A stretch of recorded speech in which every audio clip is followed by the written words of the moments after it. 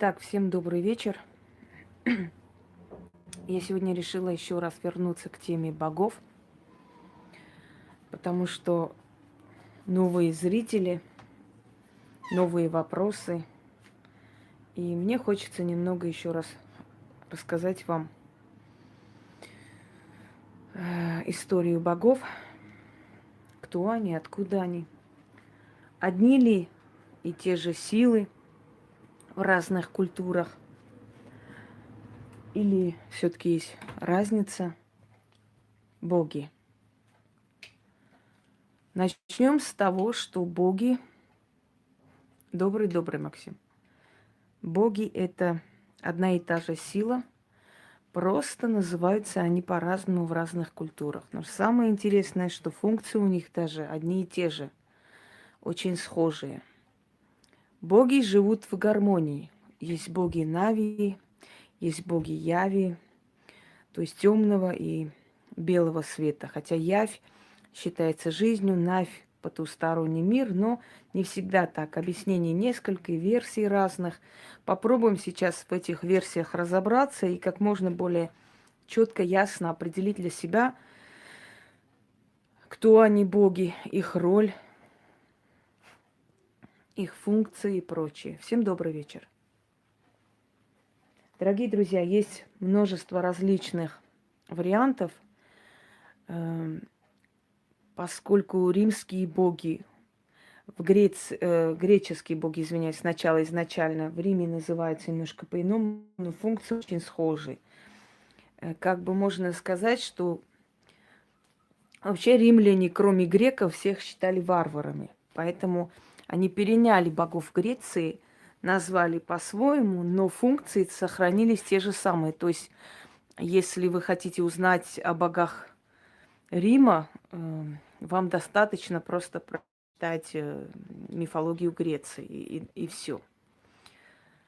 Скажем так, даже планеты, половина из них называется римскими именами, половина греческими, те же самые дни недели, те же самые месяцы и так далее, перемешано. То есть греко-римская культура, она переплетена, она очень схожая. Поэтому сейчас мы будем рассказывать именно греческий вариант как бы истории о богах. Ну, естественно, и затронем и скандинавских богов, и богов Востока и прочее. В принципе, это те же самые боги, с теми же самыми функциями, как ни странно, с той же самой биографией. Просто называются они по-другому всего лишь. Это означает, что нет огромного количества богов, есть определенное количество богов, которые отвечают за разные сферы жизни человека, людей, народов. Просто у каждого народа эти боги называются по-своему, а функции те же самые. Итак, боги Греции. Есть у меня видеолекция «Титаномахия». Титаномахия ярко описывает о том, как боги восстали против титанов, свергли их, обезобразили и начали отправлять своих детей, полубогов, полугероев, для того, чтобы те истребляли. Я расскажу обо всех. Для того, чтобы те истребляли титанов. И очень сильно напоминает титаномахия ту же самую историю в кельтской мифологии, где боги демонов-фаворов загнали в тупик, в преисподнюю и, значит, в бездну океана. И те стали темными богами, обезобразились, и уже функции их были как бы черная, темная сфера. Очень похоже на библейский рассказ о том, как ангелы сражались с дьяволом и демонами его и скинули вниз, в преисподнюю, вниз. Они внизу стали богами. Очень схожая история в армянской мифологии, добрый вечер, в армянской мифологии, где рассказывается о сражениях богов с девами, то есть с демонами. Очень схожая история индуистских богов и сражений с демонами. и прочее, и прочее. То есть хочу вам сказать, да-да-да, здесь очень много энергетики перемешано, поэтому здесь необычная энергия, необычное состояние. Итак, эти все рассказы, эти все предания, это все ложится в основу. Спасибо, Оксана. Не обязательно быть практиком. Я даю очень много нужных дельных советов и простым людям, так что вы правы. Так вот, эти все одинакового типа рассказы, они о чем-то говорят. Они говорят о общности богов, да, о нашей общей истории, о том, что был проязык человечества. Поэтому наши разные языки – это перевернутые языки. Вот один и тот же язык перевернутый. Многие слова в английском языке, те же самые русские слова, только как-то перевернуто задом наперед, понимаете? Поэтому многие такие учителя английского преподают как-то ну, то есть необычно, каким-то особым способом. И запоминается английский язык, потому что, ну, я и психолог в том числе. Без психологии нет магии. Психо означает душа, психолог означает врачеватель души. Поэтому это точно так же, магия тоже врачует душу. Это взаимосвязано точно так же и каждая ведьма где-то и историк, потому что изучает еще историю, традиции, этнологию, обычаи, чтобы понять, почему вот так вот жертвовали, почему так отдавали. Так что несколько профессий совершенно не мешает, наоборот, разнообразие и улучшают знания ведьмы. Так что вы ничего плохого мне не сказали, чтобы я обиделась. Итак, начнем сначала. Уран, небо и Гея, земля зачали детей, старших титанов. Старший сын Хронос, время. И эфир, воздух или вселенная зачали старших богов. Туда входит Зевс, туда входят Фемида, Деметрия, Гестия и так далее. Хотя они относятся и к римскому пантеону в том числе, но они где-то перемешаны с греческим. Далее, сыновья Хроноса, который соответствует римскому Сатурну. Сыновья Хроноса времени. Значит, старшее поколение, пока еще титанов, еще не богов. Они потом станут богами, когда извергнут титанов. То есть получается несколько поколений титанов. И один из этих поколений восстал. То поколение, которое сродни Зевсу. Зевсу, одному из его братьев Посейдону, второй Аид, могущественная Фемида, Деметрия, Гера. То есть вот это поколение, старшее поколение богов восстает. Восстает и начинает сражаться с титанами, поскольку титаны поглощали своих детей. И не одна история только поглощения детей. Титаны, могущественные титаны, рождали, поглощали своих детей, чтобы те вдруг не продолжились. То есть, чтобы те не захватили власть. Но так получается, что мать прячет Зевса. Потом прячет тайком его братьев, сестер, кого успевает спасти. Но рожает и рожает без конца. И без конца отец их поглощает, убивает. Восстают боги против титанов. И начинается титаномахия. Начинается безжалостная, жестокая война, которая заканчивается в пользу богов. И те титаны, которые перемкнули в сторону богов, они становятся богами, получают определенную сферу человеческой жизни и руководят. А титаны извергнуты в Тартар, то есть в самую преисподнюю, вот черную бездну земли. Извергается туда прекрасная дева Медуза, которая со временем становится змеей-девой. Добрый вечер, Хабсат. Извергается туда другое поколение, часть титанов, которых по очереди, значит, герои, полубоги, а в основном это сыновья Зевса от земных женщин, находят и убивают. Тот же Геракл, который в римской мифологии Геркулес, Персей и прочие.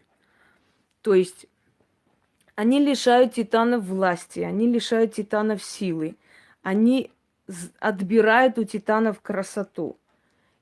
И титаны становятся изгоями, титаны становятся воплощением зла. Один из титанов, до которых как бы руки не дошли, был Прометей. К Прометею было не придраться. Но Прометей решил помочь людям, он принес им огонь. Тогда Прометея приковали к скалам, и орел Зевса клевал печень. На следующий день печень срасталась, и по новой он клевал, и вот эти бесконечные мучения продолжались. У армян Прометея называют Артаваст. И по разным поверьям он был прикован в скалах. И, значит, северокавказские народности называют его Рушанг, спаситель. У грузин Прометей Амиран. У грузин есть даже праздник Амираноба, когда кузнецы выходят и начинают звенеть цепями и бить молотками. Это символизирует освобождение Прометея, то есть они требуют освобождения Прометея. И по разным поверьям, ночью кузнецы тайком пробрались к нему, освободили его от оков, и он вышел и стал искать несправедливость и истреблять.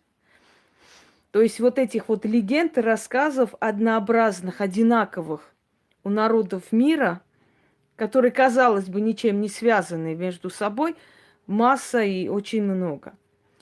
Во времена правления Александра Македонского греческая культура очень тесно просто переплелась с культурой Востока. Многие говорят, что эллинистический период развивает Восток, что вот эллины принесли культуру на Восток и так далее, и так далее. К сожалению, это совершенно неправда, это очень страшное заблуждение. Эллины не принесли на Восток культуру.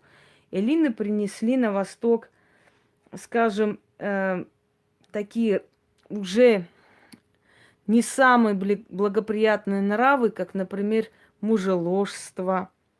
Они истребили касту магов, хранителей древних тайн. Они истребили очень много книг, внедрили своих богов. И боги Востока, которые были бестелые, которые были духовные сферы, которые были всеобхватывающие, вселенские, вот такие разумные силы, вот их заменили человекоподобными богами. Так вот, греческие боги считаются человекоподобные боги, потому что греки своим богам дали человеческие черты. Они даже биографии своих богов рассматривают и как бы создают из учета человеческой жизни. Боги влюбляются, боги изменяют друг другу, боги ненавидят, боги женятся, боги расходятся. Все как у человека. Может быть, потому что человеку легче воспринять именно в таком обличии своих богов. Да? Я должен видеть то, во что верю. Но факт в том, что боги вот эту свою таинственность где-то потеряли и стали наравне с человеком. Они стали человекоподобны, им присущи те же чувства, что человеку. Они, оказывается, могут расходиться, могут влюбляться, могут помириться и так далее. Конечно, в нашем понимании так легче воспринимать богов. Естественно, что их жизнь намного раз выше нашего разума, и мы не обхватим и не поймем до конца. Но, с другой стороны, греки, как бы вам сказать, приблизили. Вот именно греческая культура, которая... Да-да-да, вчерашние цветы. Греческая культура, которая вот так вот смогла изобразить, а мы знаем, что древние Греции, они обожали, просто была культура тела, красоты, да, культ такой. И они обожали позировать, они любили как бы увековечивать свое тело. И все уважающие себя матроны Рима, это дамы, это, скажем, благородные дамы из благородных семейств. они все позировали для определенных богинь. Например, та же самая вот Ирида, которая, да, это всего лишь копия какой-то римской статуи. Но с какого века вот та самая статуя, из которой снята копия, я не могу сказать. Но хочу вам сказать, что эта женщина была, действительно жила в этом мире. И представьте, уже сквозь столько тысячелетий мы с вами видим лицо женщины, которой уже нет в этом мире давно, но это ее лицо, это ее черты, которые остались в веках на веки вечные. И они так и останутся, потому что ее увековечили. Согласны? Необычно. То есть тело человека давно не существует, и душа ее где-то в каких-то мирах, она ушедший человек много тысяч лет назад. То есть мы с вами видим человека, жившего много тысяч лет назад, и мы имеем возможность лицезреть и понимать, как тогда люди выглядели, в чем были эталон красоты. Я хочу вам сказать, что Ирида, вот, да, богиня Радуга, она на самом деле вот здесь, вот в этом времени не были совершенно худоба и что-то еще. То есть здесь нормальная вот видится талия, то есть бедра и все такое. Это вполне женщина в теле, в красивом таком точеном теле, но в теле она не худышка. То есть эталоном того времени никак не была худоба. Понимаете, в чем прелесть этих статуй? В том, что они рассказывают очень многое. Я вам как-то показывала, дорогие друзья, вот, пожалуйста, значит, Венера. Вот она, рожденная Венера Рафаэля. Здесь статуя Венеры. Но Венера, она с кого сделана вот эта вот статуя, слеплена? Кто являлся, кто позировал, знаете? Помните фильм «Графиня де Монсоро»? Диана. Диана де Монсоро. Она позировала для вот как бы этой картины «Графиня Монсоро», да. Вот она, эта красавица. Конечно, в фильме ее представляют такой чистейшей души человеком, но на самом деле она была шпионкой. Она была шпионкой Екатерины Медичи. Она спала с мужчинами, узнавала у них тайны и сообщала ей. Она была любимой шпионкой Екатерины Медичи. Она была очень красивой. Ее назвали Афродитой. Ее назвали Северной Венерой. И говорили, что мужчина от нее без ума. Я понимаю, почему без ума. Потому что действительно безупречная фигура очень-очень красивой женщины. Пожалуйста. И мы с вами имеем возможность лицезреть, да, эту женщину сквозь многие века. Далее Диана де Бюсси, любовница Людовика XIV. Давайте я сейчас это уберу, чтобы вы все могли видеть. Извиняюсь. Диана, богиня охоты, любовница Людовика XIV. В нее были влюблены все мужчины. Вот она. Да, это одни и те же боги. Гермес и Меркурий. Тот же самый бог. Просто у римлян Меркурий, у греков Гермес. Вот. Вот скажите, что она не была красивая. Кто-нибудь, у кого-нибудь язык повернется сказать, что она была некрасивая. Здесь ей было более 40 лет, когда она позировала. Лицо у нее немножко такое грубоватое, но тело очень красивое. Значит, в роли Атланта, Титана Атланта, опять же, наказывают Атланта тем, что он обязан, значит, держать небосвод, свод неба. Опять наказание титанов за что-то. Атланта, в роли Атланта говорят, что был армянский царь, позировал армянский царь Тиридат. Он говорил, что на его плечах целый просто огромный груз мироздания. Вот по разным легендам, что позировал для этого царь Тиридат армянский, когда римские скульпторы попросили его позировать для статуи Атланта. Пожалуйста, мы с вами видим древние лица людей, которые жили много тысяч лет назад. Представляете? Здесь очень много таких. У нас тут... Кто позирует у нас в роли Фортуны? Давай-ка напиши, Максим. Ее лицо один к одному очень похоже, и, может быть, это и не легенда. И Фортуна у нас не отличается худобой. Бона Сфорца, да. Кто она была, я тебе даю возможность, напиши сам, чтобы народ знал. Здесь, да, она большая. Вот по сравнению с Фортуной, которая, ну, как бы, обычной Фортуной, да, статуя, это тоже не маленькая Фортуна, кстати. Вот она очень большая Фортуна. Огромная она Фортуна. Она сразу выходит. Это не девушка с кувшином. А, там, которая девушка с кувшином, мы уже про нее говорили. Я буду рассказывать обо всех по порядку. Я сначала просто хочу показать изначально. Девушка с кувшином у нас Пигия, источник. Богиня источников, богиня воды. Вот читаю, Максим нам дает справку. Королева польская, великая княгиня литовская, итальянская герцогиня. Правила мужа, Бона Сфорца, которая, собственно говоря, и позирует здесь. Именно поэтому ее потомки, выходя замуж, женщины, да, женского пола потомки, выходя замуж, с собой забирали статую Фортуны. Видимо, свою прабабушку с собой забирали, как защитный щит для себя, как какой-то, я даже не знаю, как символ чего-то. Иди сюда. Давай. Сюда. Бегом. Да, красивая женщина. Итальянка.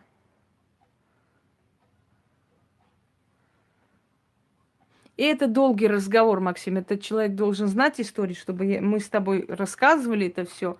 А так мы просто слегка говорим. Вот эта корона, это восточная корона восточных царей. Это корона сирийских царей, корона армянских царей. То есть это в основном восточная корона. Вот изображается крепостную стену. И такого типа короны носили именно царские сановники особо восточных королевств, царств. Итак, уменьшу сейчас, извиняюсь. Все. Пойдемте далее. Итак, начнем. Приходят боги к власти, верховные боги. 3 брата, которые разделили между собой, значит, основные функции. Зевс взял небо и землю.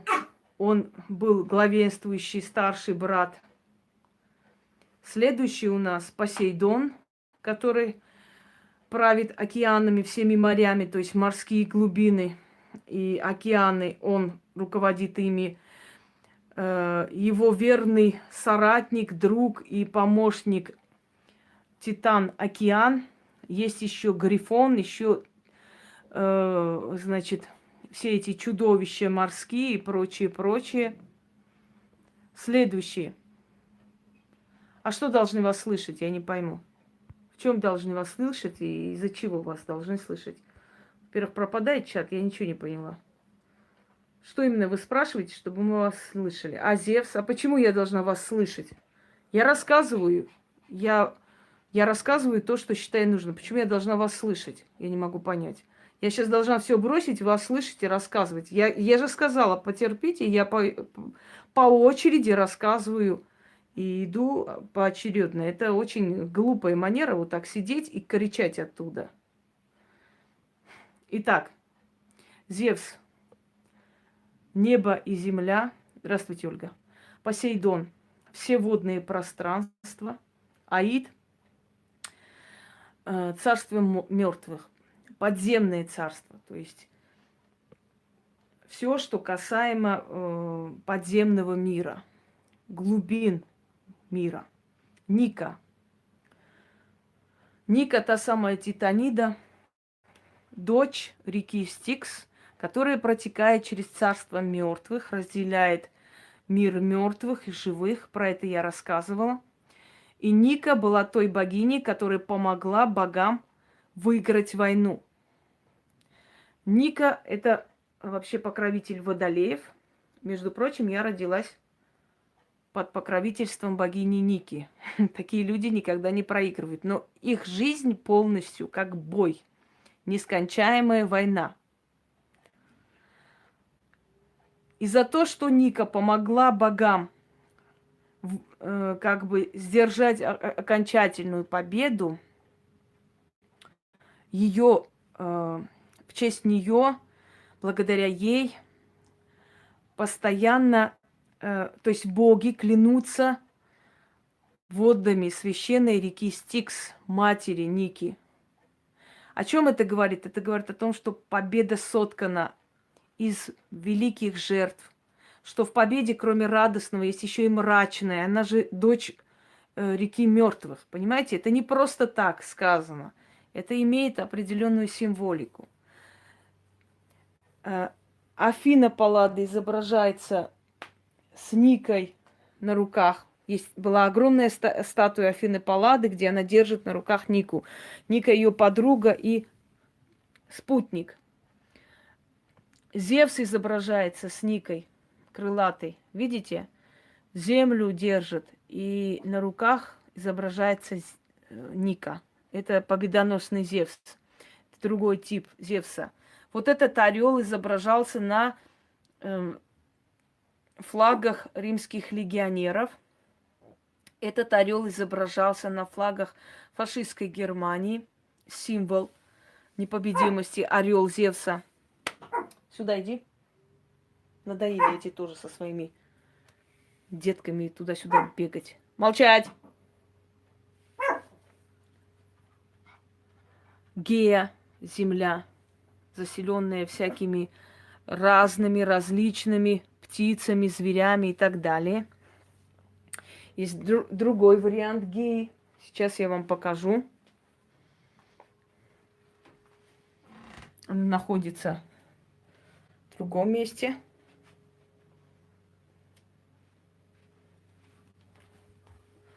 Это мне подарила Маргарита. Гея, беременная земля. Видите? Это другая версия Геи. Далее. Итак, идут боги помладше. Арес. В одной из версий он сын Урана. Я не случайно тогда сказала. В одной из версий он сын Урана. По другой версии он сын Зевса. Вот сын Зевса, он как бы более закрепился за ним. И в легендах он чаще уже встречается как нелюбимый сын Зевса. Говорят, что он был зачат в гневе. Говорят, что Гера сбежала от него, потом вернулась беременной, и он подозревал, что это не от него рожденный ребенок. Одним словом, он не любит своего коварного, лживого, но сильного и агрессивного сына Ареса. Арес – бог войны, Марс. Арес считает, что на войне все средства хороши. У него огромное одеяло из кожи убитых им врагов. У него ожерелье из голов и черепов своих врагов. И его супруга Афродита, то есть Венера. Афродита была женою кузнеца Гефеста. Гефест – послушный, любящий супруг, который все время дарил ей необычные украшения, чем она все время хвасталась и вызывала ненависть и зависть у всех богинь Олимпа. То есть считали, что этой вертихвостке очень повезло, что она легкомысленная такая девка, но вышла замуж за хорошего парня, работящего, любящего ее, обожающего ее Гефеста. И здесь случается следующее. Гефест один раз застукал свою жену с кем? Со своим братом Аресом. Арес соблазнил ее, и вот история их любви потрясла Олимп.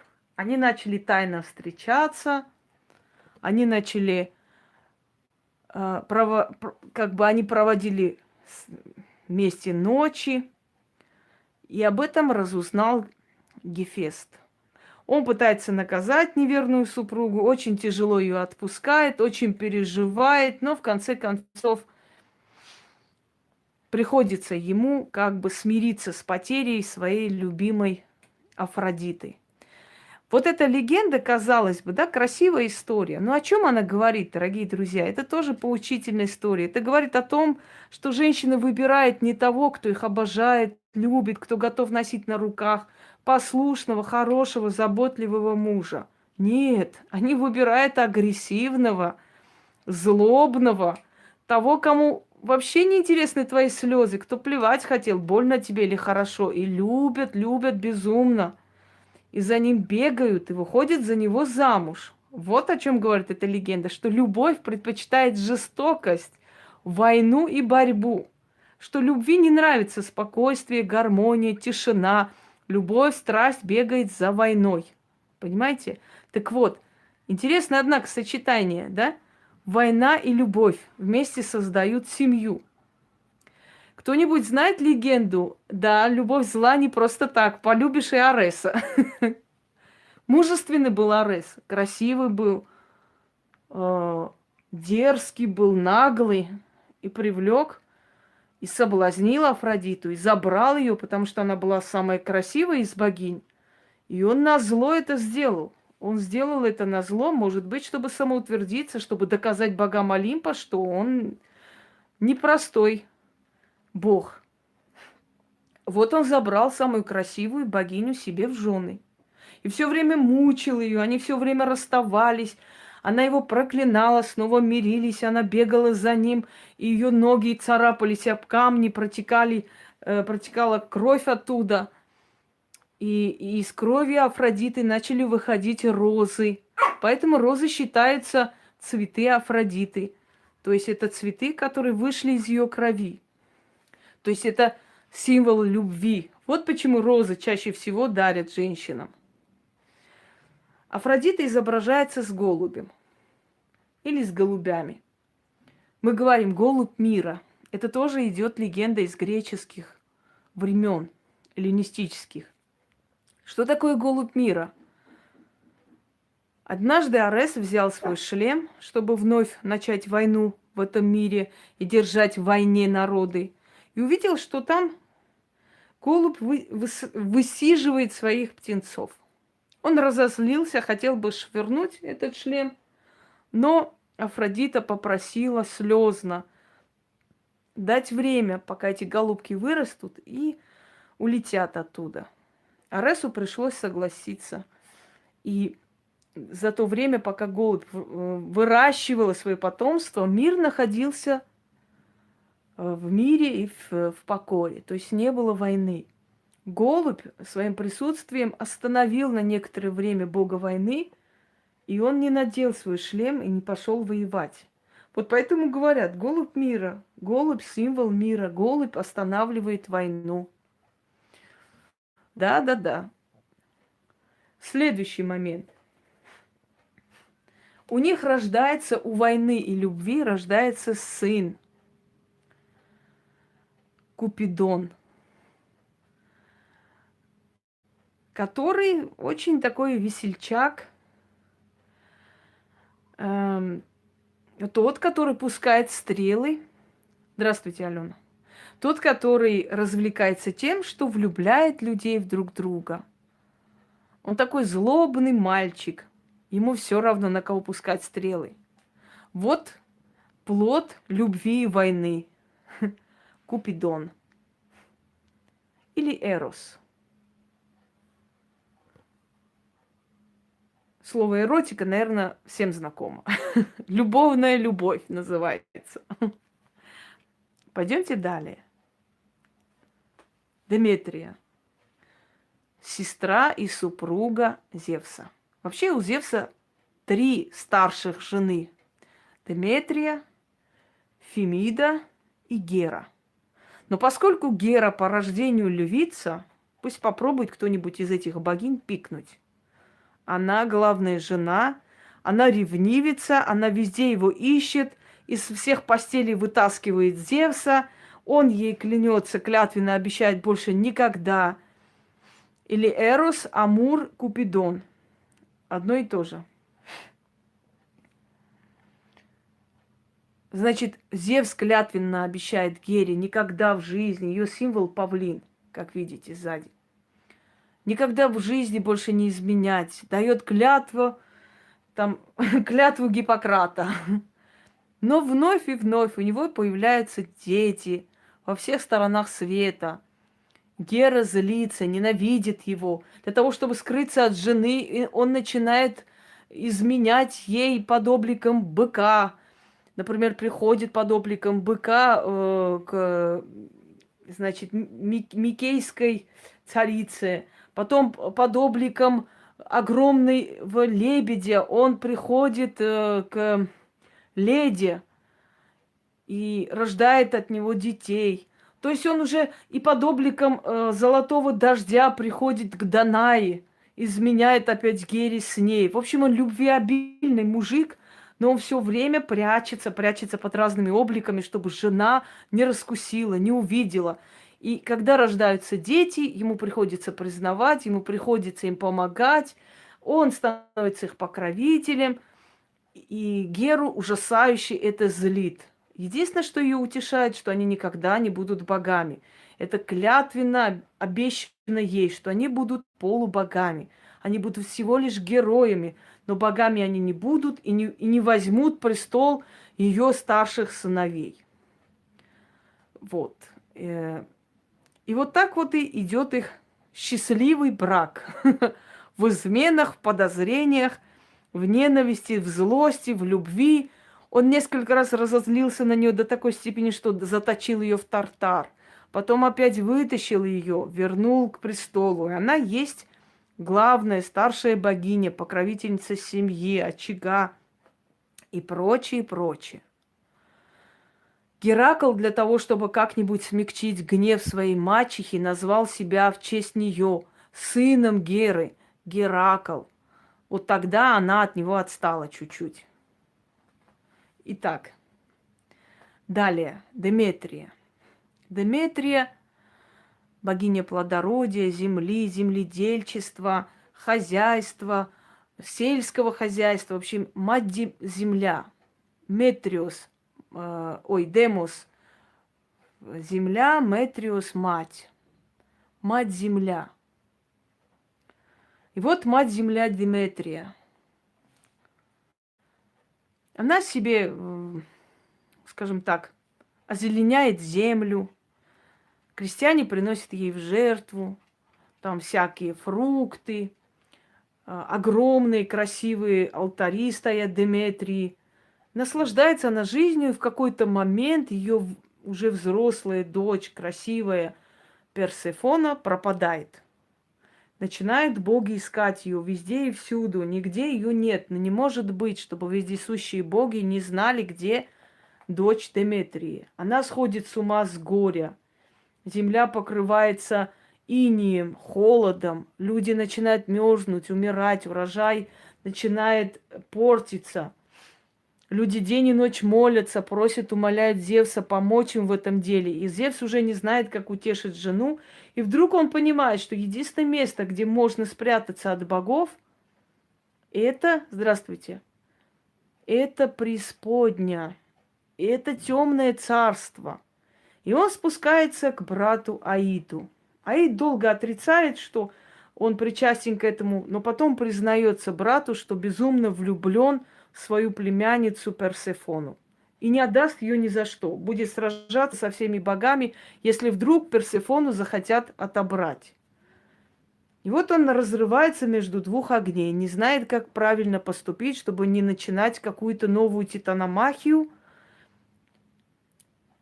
Значит, садятся за стол переговоров и решают, что половина года То есть одну половину часть года Персефона проведет рядом с матерью. Вторую часть года она проведет со своим мужем.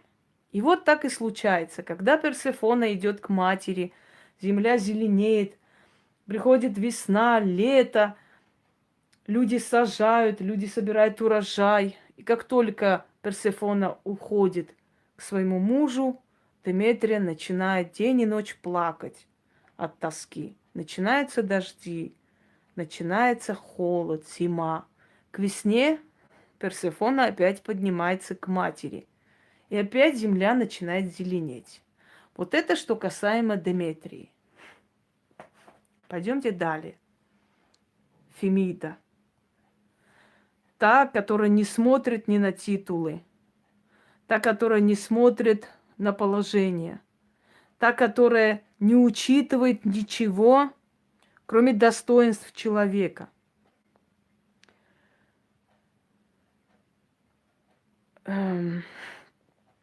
Титанида Фемида, ставшая богиней. Она своеобразная богиня. Я извиняюсь, мне нужно отключить телефон, иначе мне просто достанут. Вы пока наслаждайтесь.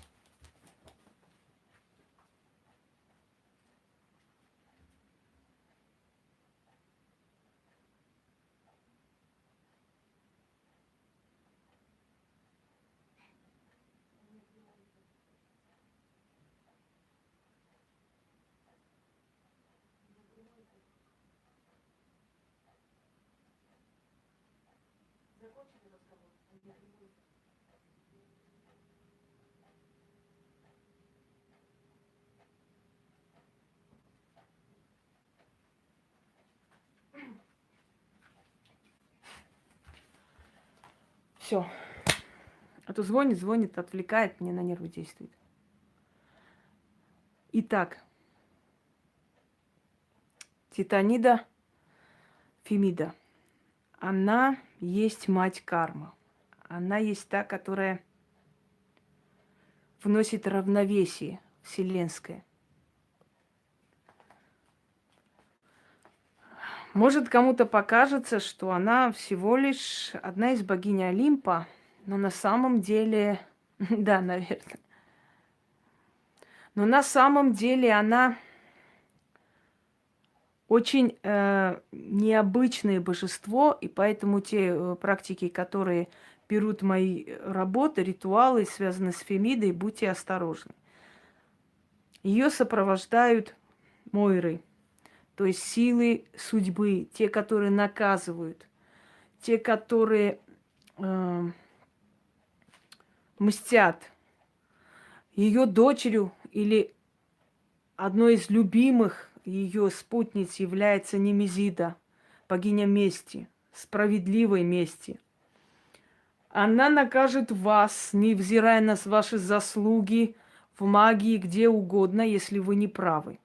Она накажет любого, кто был неправ, кто достоин кары. Поэтому с ней очень осторожно. Она богиня своеобразная, она очень справедливая, но в любом случае знайте, что Фемида – это непростая сила. И обращайтесь к ней очень бережно, очень редко и в самых таких непредсказуемых ситуациях. То есть не злоупотребляйте ее терпением, ее силой и ее помощью. Далее. Асклепий или Эскулап. Асклепий. Асклепий – бог врачевания, медицины. Кстати, слово «медицина». Кто-нибудь знает, откуда происходит слово «медицина»? Я сейчас не буду отвечать на вопросы, я сейчас рассказываю, а потом скажу. Покровительница детей Гера. Медицина. Медея, правильно, помнишь хорошо, Максим.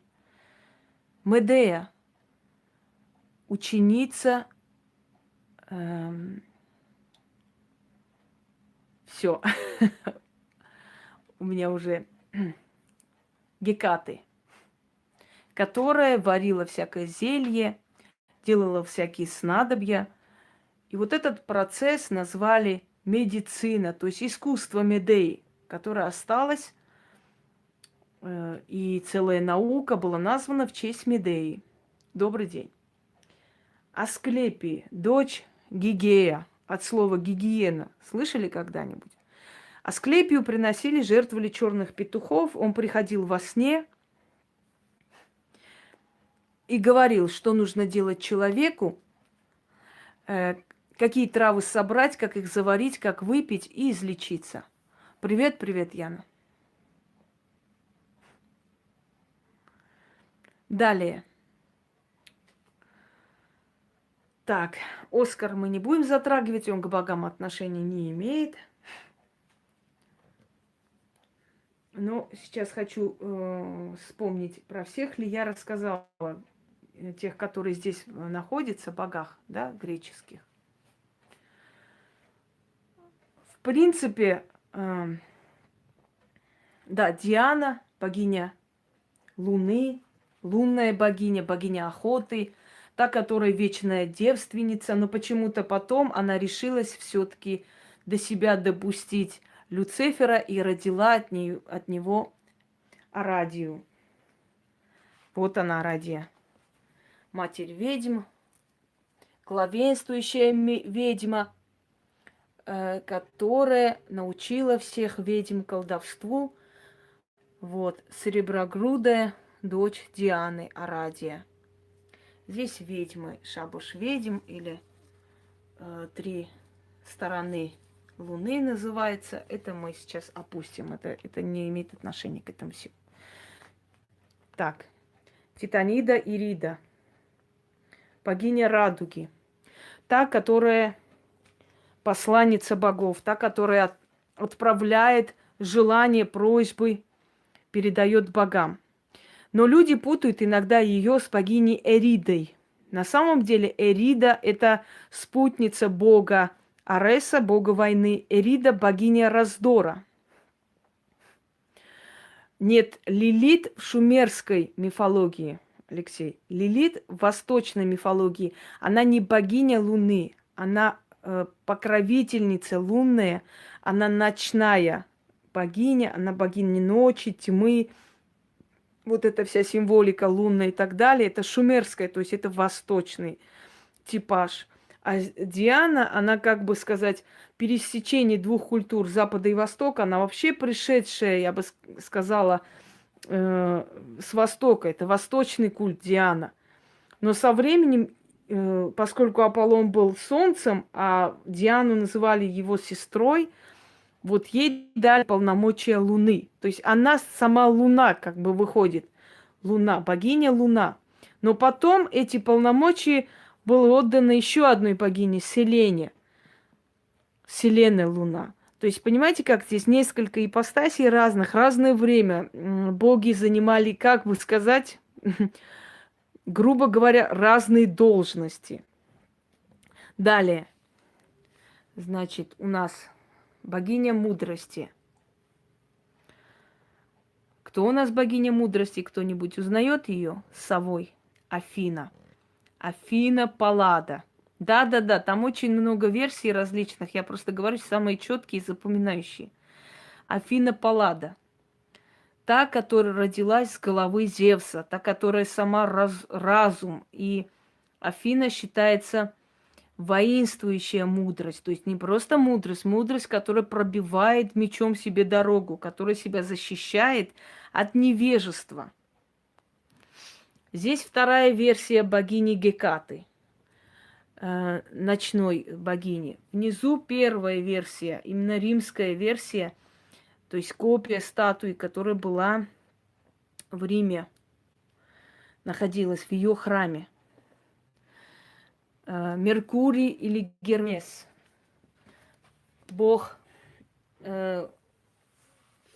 путник, бог торговцев и так далее. На этом здесь римский пантеон заканчивается, потому что уже как бы о римском пантеоне, да, Хронос, пожалуйста, само время. Крылатое время, Хронос. Кто у нас остается из римского пантеона, то есть греко-римского?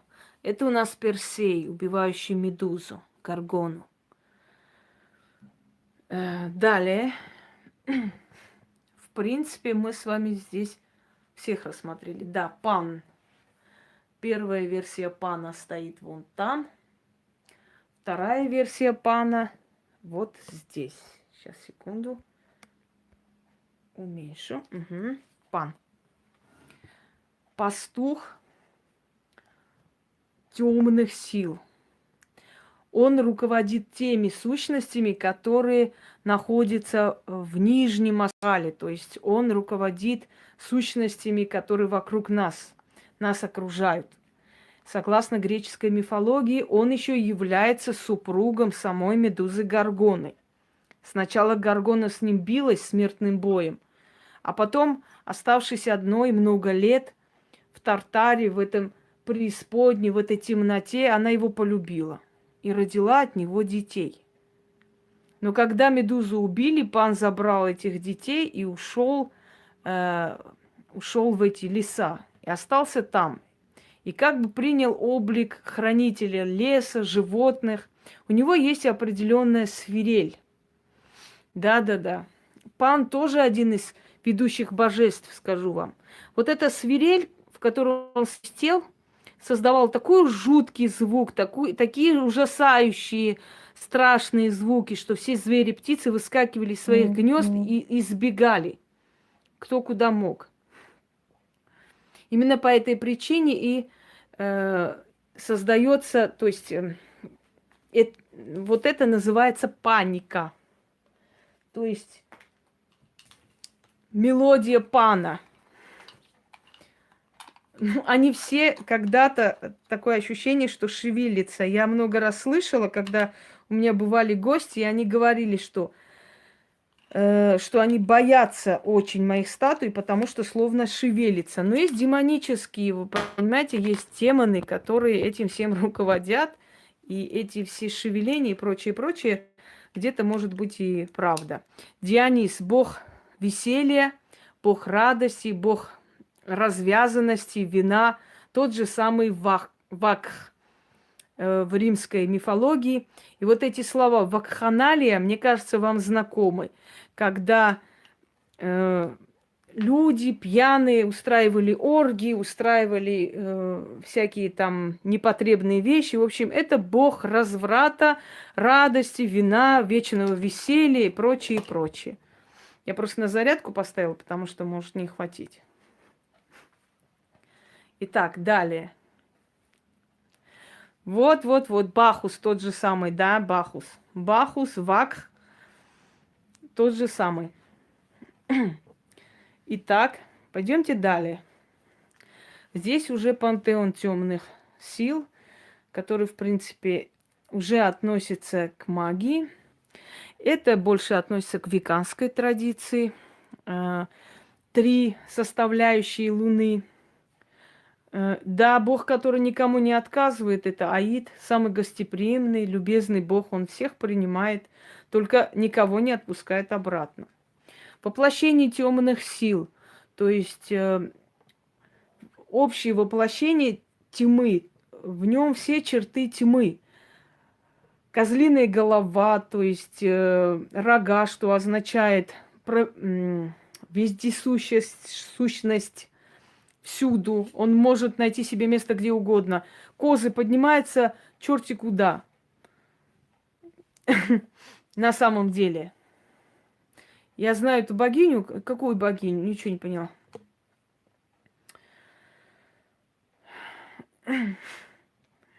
Вы знаете, я бы не сказала, что влияет на самом деле.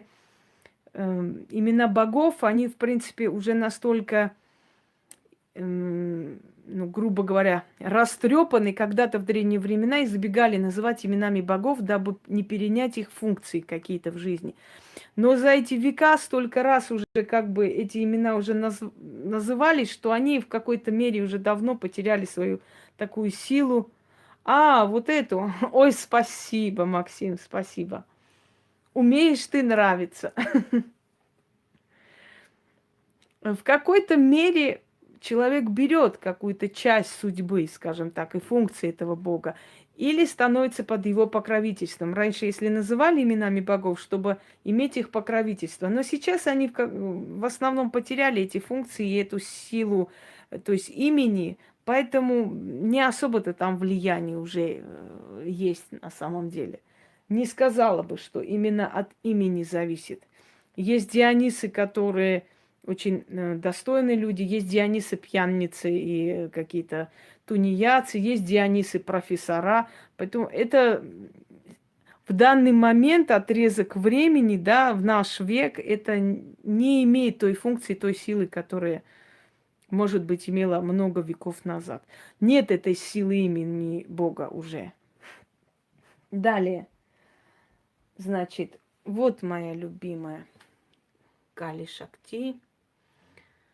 Это у нас уже индуистский пантеон. Итак, давайте с вами пока разберемся с греческим пантеоном, чтобы людей не путать. А индуистский, кельтский пантеон – это все, скажем так, мы с вами потом поговорим об этом. И шумерский пантеон богов, и их функции, и пантеон славянских богов. Ну, всему свое время. Я просто не хочу, чтобы мы сейчас с вами запутались во всем этом. Просто освежили в памяти именно пантеон греческих богов, человекообразных богов. А потом, естественно, пойдем и далее. Есть какие-то вопросы по той теме, которую мы с вами сейчас изучаем? Из пены выходит Афродита, Венера римская.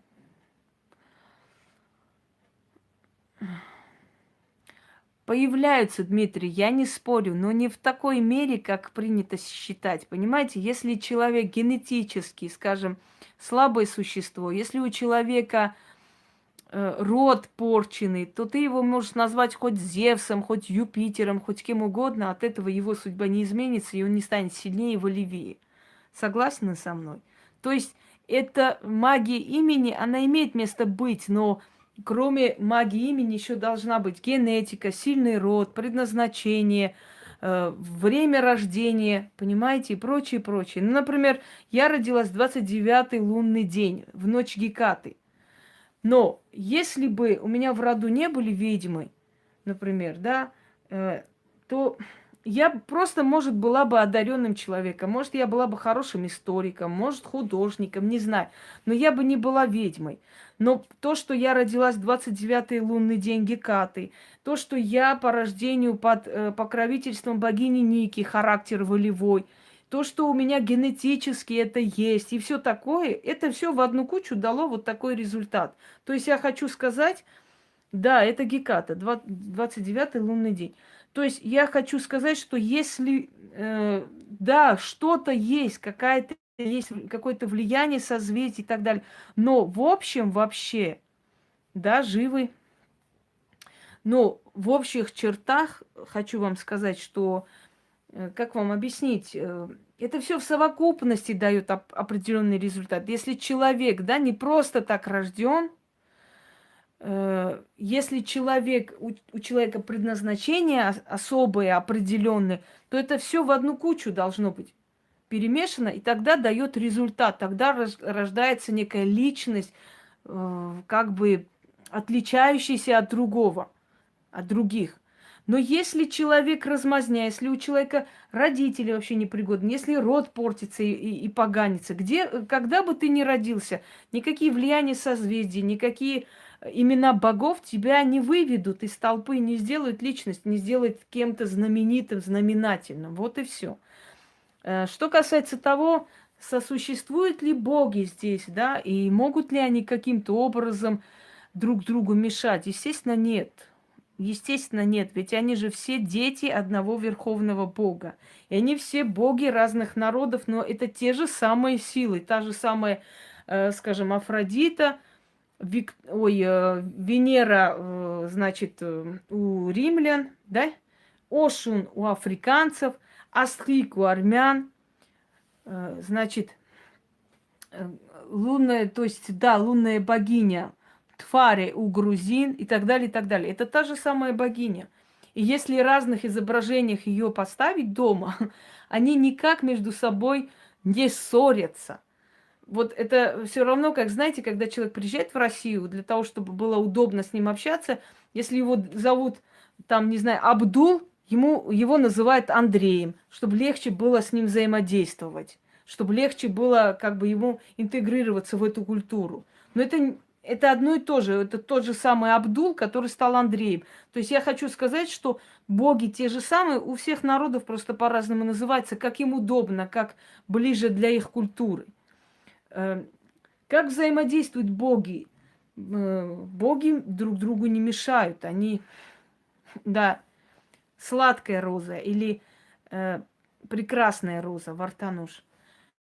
И как бы их энергии абсолютно не мешают друг другу. Точно так же, как и во Вселенной. Если бы боги мешали друг другу, если бы боги не взаимодействовали между собой, то наша Вселенная просто день и ночь была бы в катастрофах и катаклизмах. Здравствуйте, Бажена.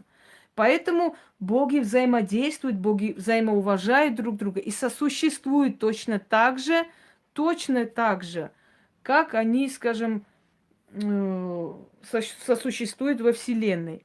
Что такое? Зачем статуи богов? К чему они нужны? Статуи богов нужны практикам для того, чтобы показать свое уважение. Вот точно так же, как икону берут домой и тем самым как бы направляют, да, благословение этого святого на себя, его покровительство просят. И в честь него берут икону, как бы ему напоминая о том, что они его почитают. Вот точно так же и есть со статуями богов. Когда мы берем статуи богов к себе домой, мы ставим их, они усиливают со временем нашей энергии, мы показываем этому божеству свое уважение и почтение к нему, и всего лишь. И оно усиливается со временем. Есть очень среди этих статуй, скажем, есть очень сильные статуи, которые канонические, то есть это те изображения, которые веками, тысячелетиями имели место быть и существовали в разных храмах. И поэтому такие канонические изображения, они очень сильны. Почему я люблю канонические изображения, скажем, той же Фортуны? Есть различные, есть там золотистые фортуны, да, много чего мне дарили. Ну, например, каноническая фортуна с рогом, вот она. Та, которую я показываю, это каноническая фортуна. И она такая была всегда в храмах. И до того, как начали ее как бы позировать и с натурой других женщин ее изображать, она всегда была вот в таком вот изображении. То есть она была с рогом изобилия, с этой короной, с этим кулоном солнца на груди и так далее, и так далее. И она совершенно не легкомысленная богиня, она богиня судьбы, она сама судьба. Почему у нее связаны глаза? Потому что она помогает человеку, невзирая на его достоинство. В отличие от Фемиды, которая не смотрит на ваши достоинства, ваши как бы титулы. Она вам может помочь, может покарать. Фортуна, она помогает всем подряд. Заслуживаешь ты это, не заслуживаешь, не имеет значения. Если ты к ней обращаешься и просишь, она помогает. Представляете? Вот в этом ее прелесть, что она помогает, она любит тебя за то, что ты к ней обращаешься, ты просишь, ты ее почитаешь. Я почему говорю, все время обращайтесь к ней, постоянно усильте эту связь с ней, потому что она та богиня, которая, да, помогает, невзирая ни на что. Вы слышали когда-нибудь, говорят, давно ищу разную информацию. Спасибо, Олеся, мне приятно. Слышали, когда говорят, дуракам везет, да? Или дураки фартовые. Вот это тот случай. То есть бездарность ты или талант, фортуна тебе поможет, если ты ей понравишься. И это приходится признать, что покровительство фортуны мы получаем не потому, что, скажем, в смысле Ольгой, простите, не совсем поняла. Покровительство фортуны мы получаем не потому, что мы умные, хорошие или плохие. Покровительство фортуны мы получаем просто потому, что она нас любит. И она к нам, вот и правильно, что купила, она к нам благосклонно относится. Как бы вам объяснить? Это то божество, которое будет помогать, невзирая ни на что. Виноваты вы или не виноваты. Только есть одно условие для этой помощи. Вы должны ее почитать. Любить и обращаться. Все, больше ничего не надо. Это сама судьба. Вы поймите, если вы будете любимицей судьбы, ну, я думаю, что баловень судьбы это... Давайте так, Наталья. Вот не будем мы все корчить из себя профессоров. И если я не говорю о лунных затмениях, о лунах, о циклах Луны и так далее, значит, это можно делать в любое время. Вы можете обращаться к самой судьбе любое время дня и ночи. Луна здесь совершенно не имеет никакого значения. Есть очень много заговоров, и основное количество денежных, удачливых заговоров, я понимаю, во время роста Луны проводят, чтобы связывать как бы один догмат с другим. Но если она любит розы, красные розы, это ее просто в ее храмах постоянно были розы. И сажали розы, огненно-красные розы. Но и другие цветы можно, естественно, подарить. Но она предпочитает розы. Так вот, как луна растет, так мои доходы растут и так далее, и так далее. И вот в этом случае нужен лунный цикл.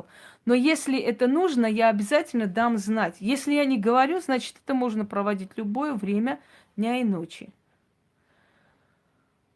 Да, в принципе, любые ей приятно, какие вам нравятся и ей понравятся. Но вот огненно-красные розы, поэтому я, когда провожу с ней ритуал, я часто лепестки красной розы использую. Именно по той причине, что ей это очень нравится. Я просто знаю.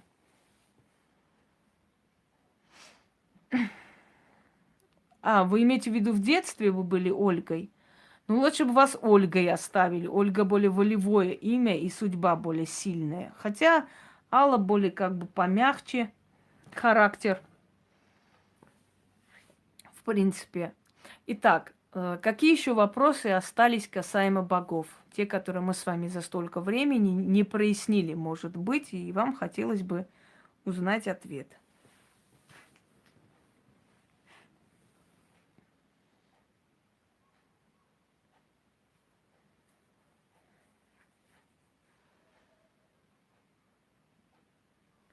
Нету вопросов, это хорошо, это радует. Значит, вам все понятно и ясно.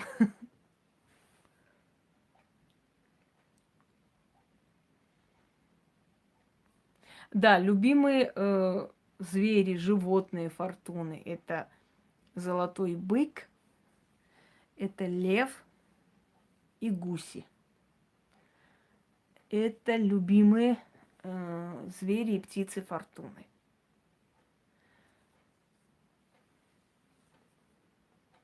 Домашних духов, да, домашние духи берегут ваше имущество. И если человек подружится со всеми силами, которые находятся у него дома, скажем так, для него это очень многое в жизни поменяет. Фобос бог страхов, бог внушения, самовнушения. Он по разным версиям брат гипноза, то есть бога забвения и сна. Можно и камни дарить. Она, в принципе, она любит все, что красиво. Она женщина. Есть в мире вещь, которую вы не знаете. Не знаю. Вдруг есть. Артемида. Артемида и Диана. Уже рассказывала про нее. Есть одна версия Артемида Ефесская. Она, в принципе, версия египетской богини. Она даже носит корону египетских фараонов. У нее много грудей. Она как кормящая мать, ну, перемешаны эти культы Артемиды и, скажем, Дианы греческой.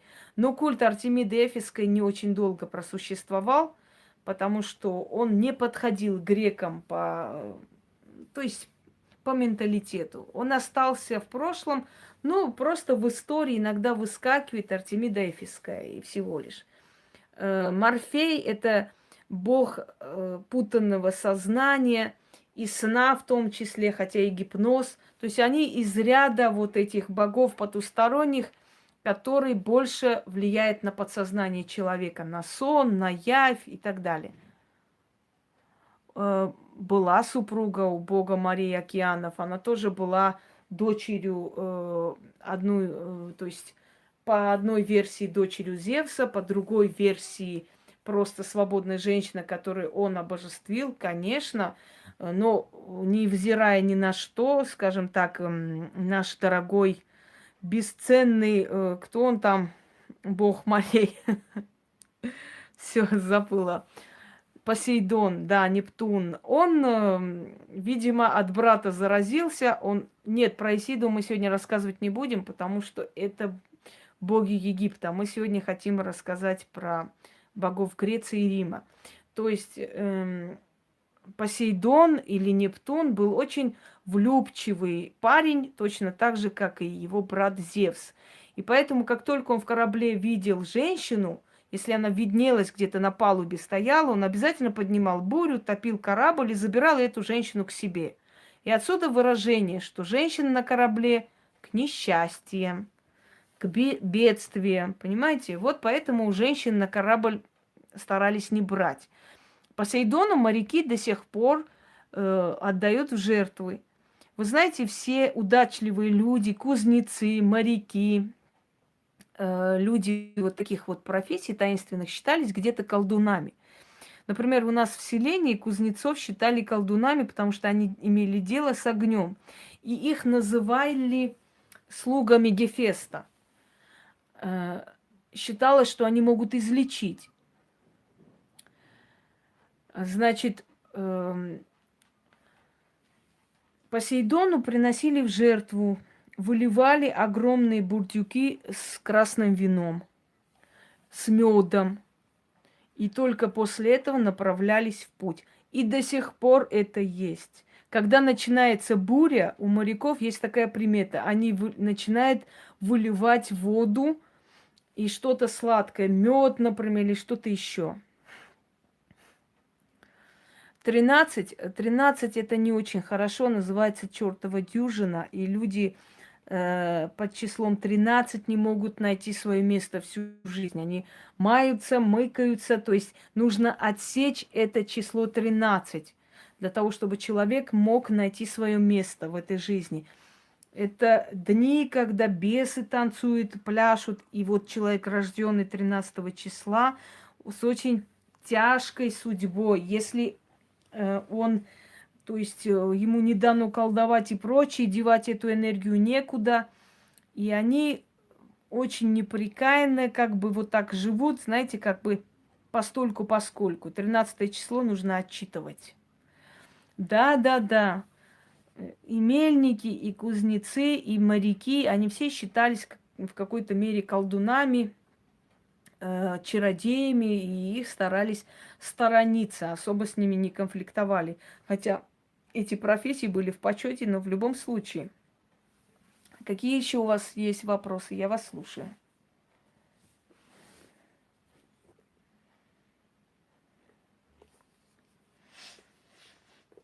Ой.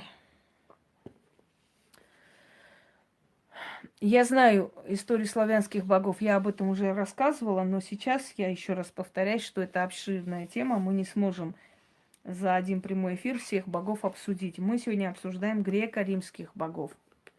Поэтому вопросы именно по этой теме. На какой вопрос ответить? Напишите еще раз вопрос. Я не слышу. У меня тоже счастливое число 13. Ну, насколько вы хотите, насколько часто вы хотите, как вы хотите с ним дружить. Если вы с ним подружитесь, никогда в жизни у вас дома ничего не пригорит, ничего не вылетит, ничего не сломается. Я говорю, я столько лет здесь, у меня все в порядке. И вы прекрасно видите, сколько этих статуй. Они как есть, так и есть. Я двигаюсь, хожу, здесь живу, естественно, у меня много чего где лежит, и вытаскиваю. И все очень аккуратно, очень трепетно относится и охраняет меня, и наш дом, и так далее. Статуи богов дома, тех богов, которых я тогда называла и говорила. Можно иметь дома статую фортуны, даже нужно. Можно дома держать статуи Пиги. Но это не обязательно, скажем так. 13-й лунные сутки, нет, по-моему, 29-й только. Ганешу, да, Лакшми, Сарасвати, Велеса. Это все боги, которые отвечают за удачу, за благополучие, за здоровье. Фортуна, она наполовину темным царством, наполовину светлым. То есть она вот и туда, и сюда. Она нейтральна, судьба. Поэтому и ее можно, естественно, нужно. Она не опасна, она наоборот покровитель удачи, счастья и всего, что изобилие. То есть, понимаете, как фортуна дает человеку то, что человеку надо. Может, кому-то нужны деньги большие, может, кому-то нужна просто слава, может, кому-то нужны гениальные идеи, чтобы прославиться, может, кто-то хочет талантливые, скажем, рассказы писать, да, у него есть какая-то склонность, но он хочет еще больше материала. Фортуна дает то, что человек хочет, и не только хорошее дает. То есть, если фортуна отвернется от человека, это не денежное божество, это богиня судьбы. Как вы отнесетесь к судьбе, так она и к вам отнесется. Знаете, когда говорят, когда ты недоволен своей судьбой, спроси ее, а она тобой вообще довольна? То есть для начала ты сделай так, чтобы она тобой была довольна, и тогда ты будешь ей довольна в том числе. И самое главное в работе с богами, да, я ставлю постоянно кофе, потому что ее силе, ее посланникам, которые здесь рядом находятся, которых вы вызываете через ее статую, да, например, нужна определенная энергия. Да, золотой телец. Льва можно держать дома. Вот у меня серебряный золотой лев, он такой весь, перемешку. Композиция Фортуна, Грозная, где, в смысле композиция Фортуна? У меня много посвященной Фортуне.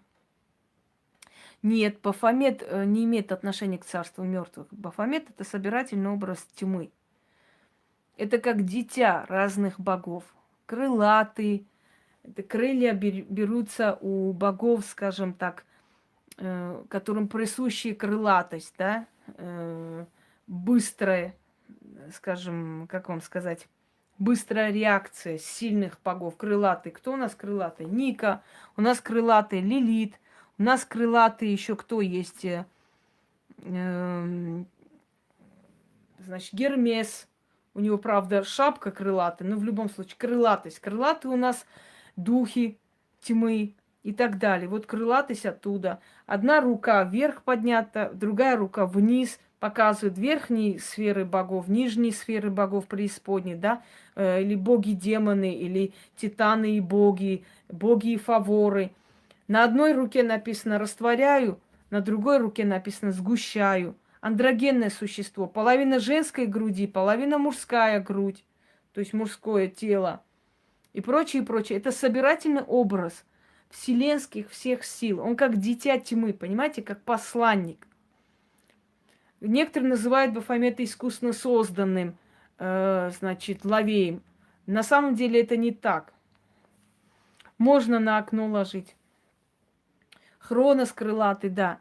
То есть он первый раз в источниках крестоносцев еще появляется, в источниках еще крестоносцев.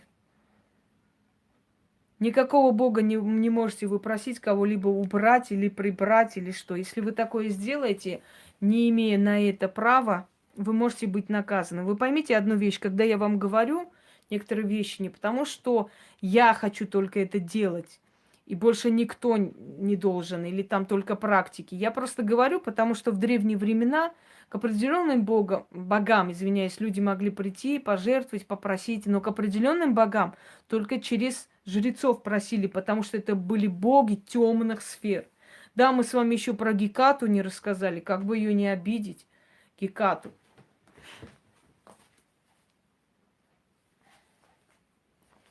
Великая Геката. Она вообще нейтральна, она не титанида, она просто богиня. Богиня, которая появилась в пантеонах пантеоне греков, да, и они во всех культурах она Геката, ее нигде по-другому не меняют. Она живет обособленно, одна. Единственное, с кем она общается, это Аид. Иногда она посещает его в царстве мертвых, собирает определенную душу себе. И Аид никогда не отказывает ей, потому что она грозная, ее боятся богини, ее не приглашают на пир, боятся пригласить, потому что она та богиня, которая, скажем так, может покарать очень страшно. Ее уважают, любят, и это, скажем так, ведьма Олимпа. И самое главное, ее боятся. Вот мы рассказали, культ ее, матерь всех ведьм, наставница, нож, которым отрезает пуповину ребенка, то есть она изначально есть в жизни человека, еще с рождения. По другой версии, нож для возмездия, волки или собаки, с которыми она ходит, ее свита. Ее три лика говорят о том, что есть три воплощения Луны, три возраста женщины. Факел во тьме – это ее знания, которыми она ведет всех колдунов вперед. И обращение к ней покровительство, и повезет той ведьме или тому колдуну, которая будет под покровительством Гекаты. Такой человек неуязвим. К такому человеку никак не прибраться и ничего не сделать с этим человеком. И так далее, и так далее. О Гекате я очень много рассказывал. Кстати, яблоко раздора. Мы с вами не обсудили, что такое яблоко раздора. Во время свадьбы родителей того самого героя Троянского, значит, так, кто у нас был троянский герой? Напомните мне, пожалуйста, и фильм у нас был Троя. Все, я забыла. Ахиллес. Во время свадьбы родителей Ахиллеса пришли все боги, потому что ее мать была богиней, то есть нимфой. Ее выдавали замуж за человека земного. Так вот, приходят боги и богини. Да, можно кормить. Кормить, если хотите умилостивить Гекату, если вы хотите, чтобы Геката к вам хорошо относилась, чтобы поменьше колдовство вообще липло к вам, любите, помогайте, кормите бродячих животных, в основном собак. Так вот, во время свадьбы не хватало одной богини, Эриды. Она была богиней раздора, поэтому ее никто не пригласил на свадьбу. Пришла... Нету светлых богов, все боги темные. Просто делятся они условно на светлые и темные, а вообще они темные. Тьма означает глубинные знания, сакральные, закрытые. Это не означает плохое. Так вот, во время свадьбы Эрида пришла и значит, с крыши того дома, дворца, где эта свадьба игралась, кинула красивое яблоко вниз.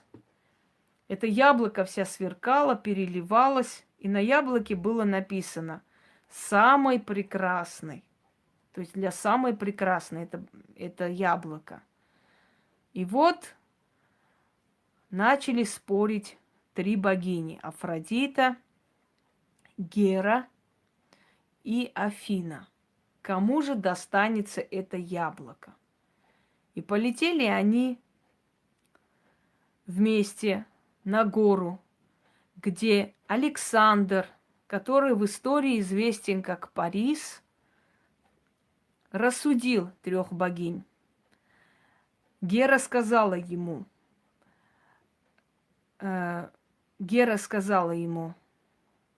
Сарасвати вообще-то, если вы хотите, если вы творческий человек, покровитель Сарасвати. Гера обещала Парису, если ты скажешь,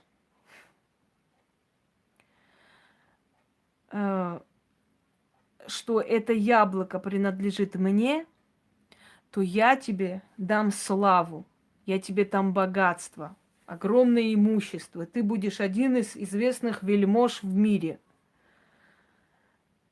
э, Афина сказала к Парису: если ты дашь это яблоко мне и назовешь меня самой прекрасной, я тебе дам победу в ратных делах.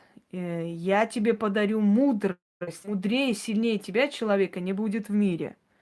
Афродита подошла и шепнула ему в ухо: Парис, если ты рассудишь в мою пользу и отдашь яблоко мне, и назовешь меня самой прекрасной богиней, я подарю тебе самую красивую женщину мира, Елену Троянскую.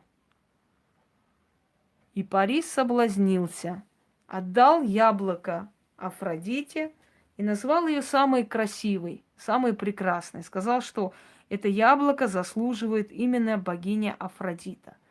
Афродита счастливая ушла и со временем помогла Парису соблазнить Елену и вывести из строя и украсть.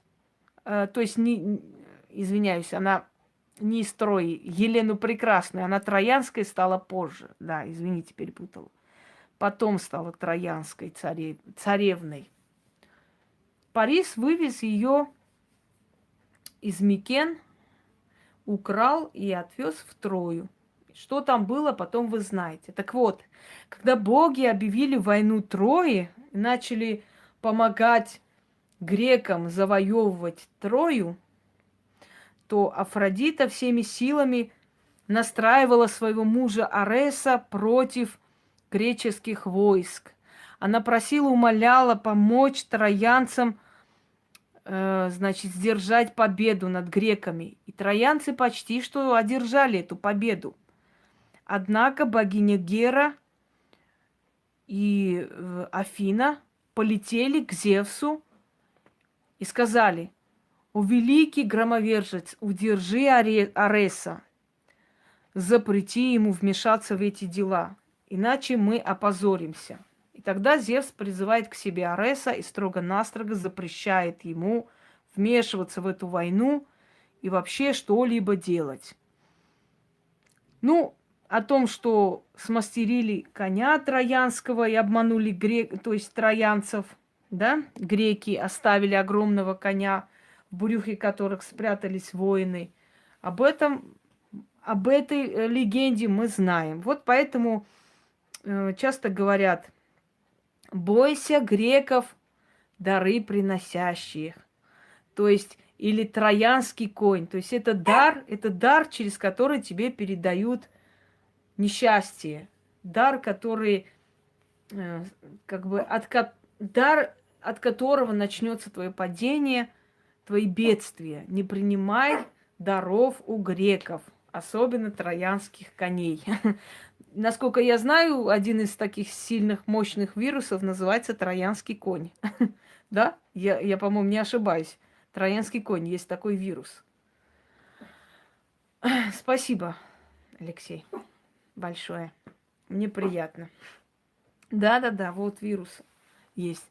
Так что, дорогие друзья, иногда в нашей жизни нам дарят троянского коня, а потом через этого коня завоевывают наш мир, разрушают и оставляют нас возле обломков.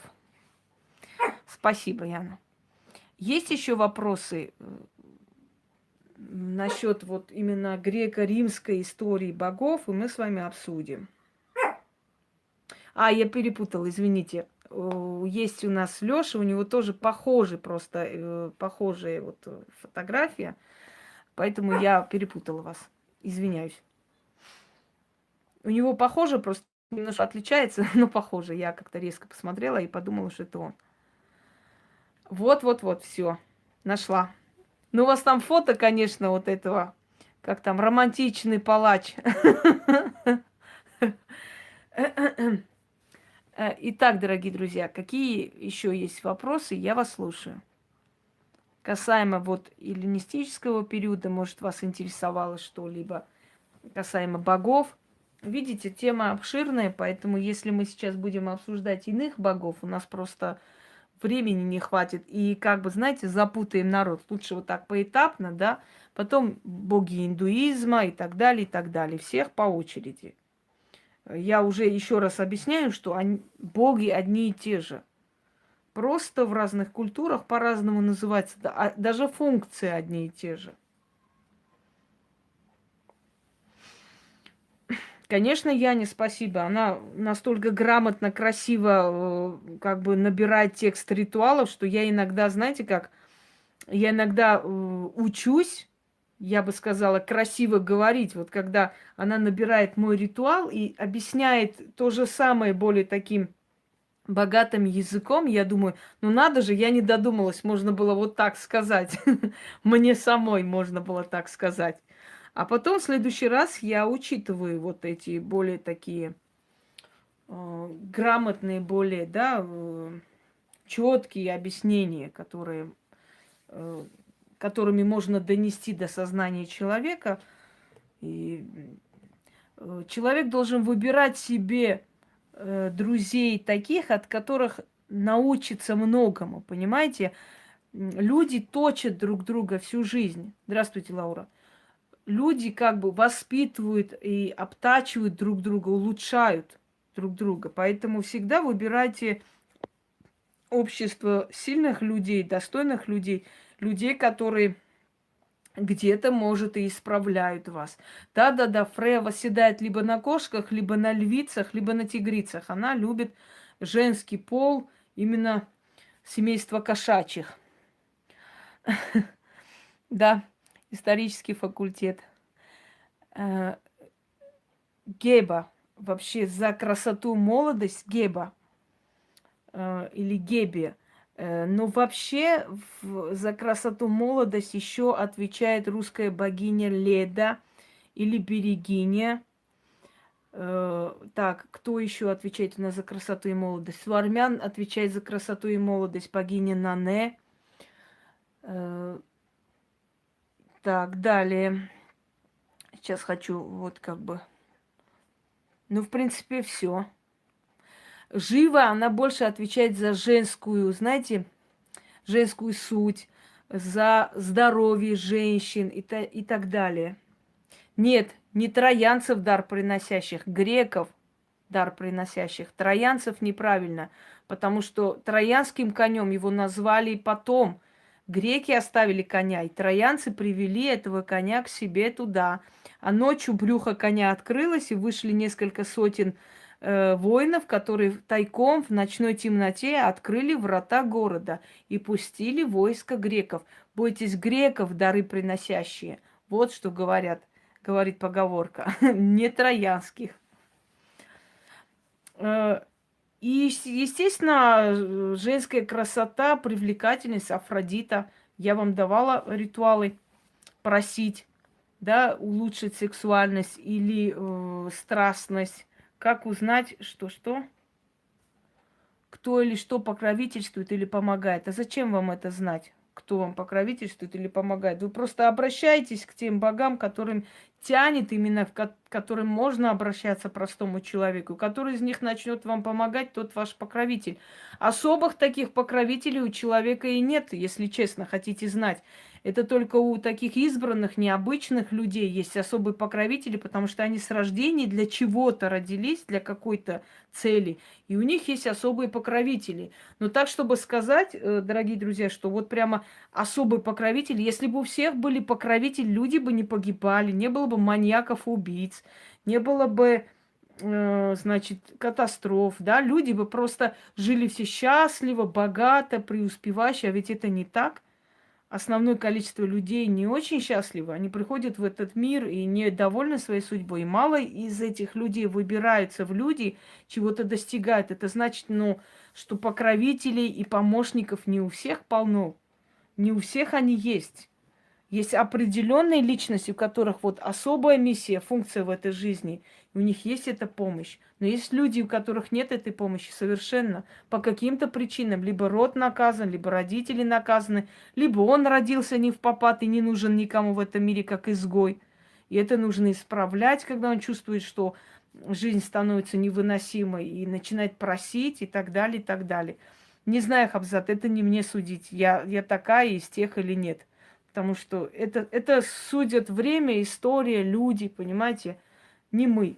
Мы не можем об этом судить. Если люди со стороны говорят такое, значит, можно как-то предположить, но мы сами никогда не можем об этом говорить. Как сказал апостол Петр, да, по плодам их и узнаете их. Вот по плодам человека и узнаете человека, что человек из себя представляет, насколько он любим судьбой, что у него получается, сколько ему дано, да, сколько у него талантов, сколько у него знаний или ничего нет. То есть по плодам, вот чем занимается человек, как он проявляет, спасибо, Светлана, как он себя проявляет, насколько он приносит пользу этому миру, вы узнаете, человек действительно стоящий или просто вот как-то вот что-то такое, знаете. То есть говорить о себе, рассказывать, можно много чего интересного, согласны? И очень интересных всяких рассказов можно о себе говорить. Но если за этим нету почвы, если за этим нет результата, если за этим нету ну, ничего такого, чтобы сказать, что да, вот человек не врет, действительно приносит какую-то пользу. А просто так чисто рассказы сухие, что вот я такая, я вот это, я вот то, это ни к чему не приведет совершенно. Крича о том, что ты царицей не станешь. Понимаете? Просто санитары появятся, скрутят тебя и увезут. Вот в чем дело. То есть рассказывать и говорить о себе можно очень много. Нет, это не жнец, ошибаетесь. Это дух-хранитель. Это не жнец, это дух-хранитель. Я специально оставила те сущности, которые взаимодействуют, которые друг другу не мешают. Скажем так. Далее. Что у нас еще? Мою магию иногда называют божественной магией, потому что она связана с силами богов. Вы знаете, демонологии и прочее, часто для того, чтобы привлечь народ, мы видим в разных, значит, да-да-да, это темный хранитель. Мы видим в разных, скажем так, ну, да-да-да, султан Заде можно себя назвать, от этого султаном не станешь. Видим в различных, скажем, группах, да, для привлечения народа, скажем, постоянно показывают темных каких-то там демонов, темные ритуалы, черные ритуалы, связанные с сатаной и так далее, и так далее. Это просто для привлечения народа и интереса людей. А на самом деле иерархию богов никто не отменял. И все эти демоны, демонические, скажем, сущности, духи и так далее, это всего лишь слуги тех самых богов. Согласны? Поэтому, когда ты изначально создаешь и укрепляешь свою магию, опираешься на силу богов, то уже выше них никого нету на самом деле. И иерархию богов никто не отменял. И еще раз вам повторю и вспомним с вами, да, боги, следующие идут силой, подвластные богам. У каждого бога есть своя сила. Сила – это как бы сфера влияния, знаете, куда входят все сущности подчиненные, энергия, которым располагает это божество. Далее идут, значит, после сущности, ой, извиняюсь, боги, силы, потом идут духи. К духам относятся и сильные духи демонические, к духам относятся чего? Если вдруг потерялся где-то, не можешь найти дорогу, к какому богу можно обратиться? Спасибо. Вы задаете уже глупые вопросы, если честно. Вы уже глупости пишите. Значит, можно обратиться просто к самой судьбе, к Вселенной, и оно само укажет. Миллион уже ритуалов и рассказов о том. Ангел-хранитель – это тоже самый дух-хранитель. Чего? Ну, ангел-хранитель у каждого человека есть. Кто вам сказал, что у каждого человека есть? Если бы у каждого человека был хранитель, люди бы не попадали в аварию, люди бы не погибали, людей бы не убивали, правда ведь? Люди бы не болели рано, не уходили, люди бы не кончали собой, если бы у всех был бы хранитель. Именно поэтому про армянских богов есть ролик, Света. Можешь набрать «Боги армян» и посмотреть там очень подробно о богах армян и их изображении и все такое. У меня очень подробно есть ролик про богов армян. Так вот, если бы у всех людей были хранители, если бы они все были хранимы судьбой, они бы все были счастливые, знаменитые люди. Я уже говорила. Белый волк видеть появление каких... Чего? Еще раз. Белый волк. Кому допустимо видеть проявление белого волка и в каких случаях? Давно же мучает этот вопрос.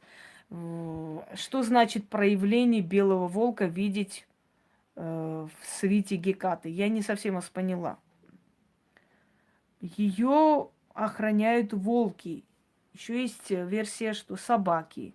Или те, и другие.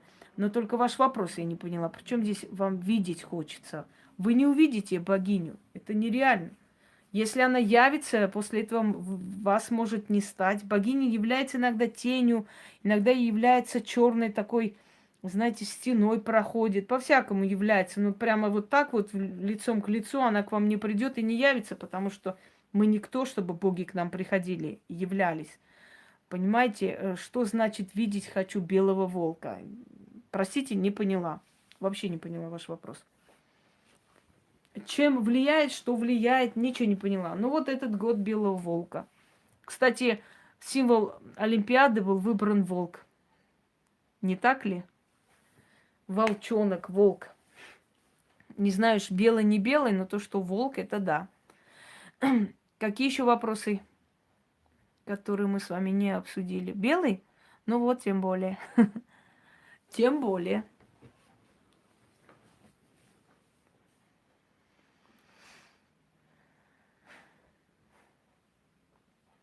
Ну, тебе тоже благодарность, Максим. Ты копируешь этот текст, но в то же самое время это тоже целый труд. Это огромная работа. Это тоже непросто и нелегко дается. Согласен? Кто у нас там далее есть, господа товарищи? К определенным богам. Велес и Один. Нет, не советую к Одину. Один бог войны, Один волевой, Один требует большие-большие жертвы. И он сам отдал в жертву свой глаз для того, чтобы получить знания. Если знаете, да, знакомы с его биографией. Если тянет, есть почитание. У меня есть один ролик, называется «Поклонение и служение. Разные вещи». Понимаете, у нас внутри есть огромное желание, огромная тяга к поклонению, обращению к богам, к почитанию к богам. Но служение и поклонение – разные вещи. Служение – это отдать всего себя и всю свою жизнь. И тебя должны призвать. Как бы ты этого не хотел, они не берут человека, которого сами не призвали. Если не призвали, ты им не нужен. Они могут по-другому тебе помочь, они могут покровительствовать, ты можешь развивать свои таланты. Но если они тебя не позвали, значит, не позвали. И этот интерес может просто, я имею в виду, что сыграть злую шутку с тобой именно. Почитай, благодари их, но не более того. Время покажет. Что у нас там? Да, красивые картины, действительно красивые, я согласна. Он там моментально находит аватары, прям такие невероятные, интересные. Здравствуйте, Алена. Да, это правда.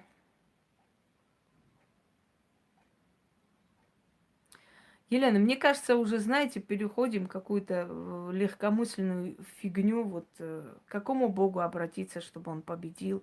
Вы уже пишете глупости. Если вы изучали мой канал и видели, я говорила миллион раз, что есть богиня Фортуна, удачи, судьбы и так далее. Есть миллион различных заговоров, посвященных ей, ритуалов, которые я давала людям в трудные минуты, чтобы они обращались, просили, и чтобы фортуна и удача была на их стороне. Вы сейчас какую-то ерунду снова какую-то пишете, правда. Тем более, что если смотрите канал, вы должны бы знать. Ну вот обращайтесь и прекрасно. Мне иногда задают вопросы, знаете, такие. Если я фортуну куплю, да, шепотки очень хорошо работает, я знаю. Я сейчас объясню, почему. Значит, Говорят, если я фортуну куплю, она будет работать. Ну, это нормально вообще? Она же не обязана на вас пахать. Она не рабсила, она богиня. Понимаете? Она божество. К ней обращаются, благодарят, просят ее. И она слушает и помогает. Что значит, если я фортуну куплю, она работать будет или я деньги свои зря потрачу? Здравствуйте, Марго. Вот я хочу купить, а вот она будет работать.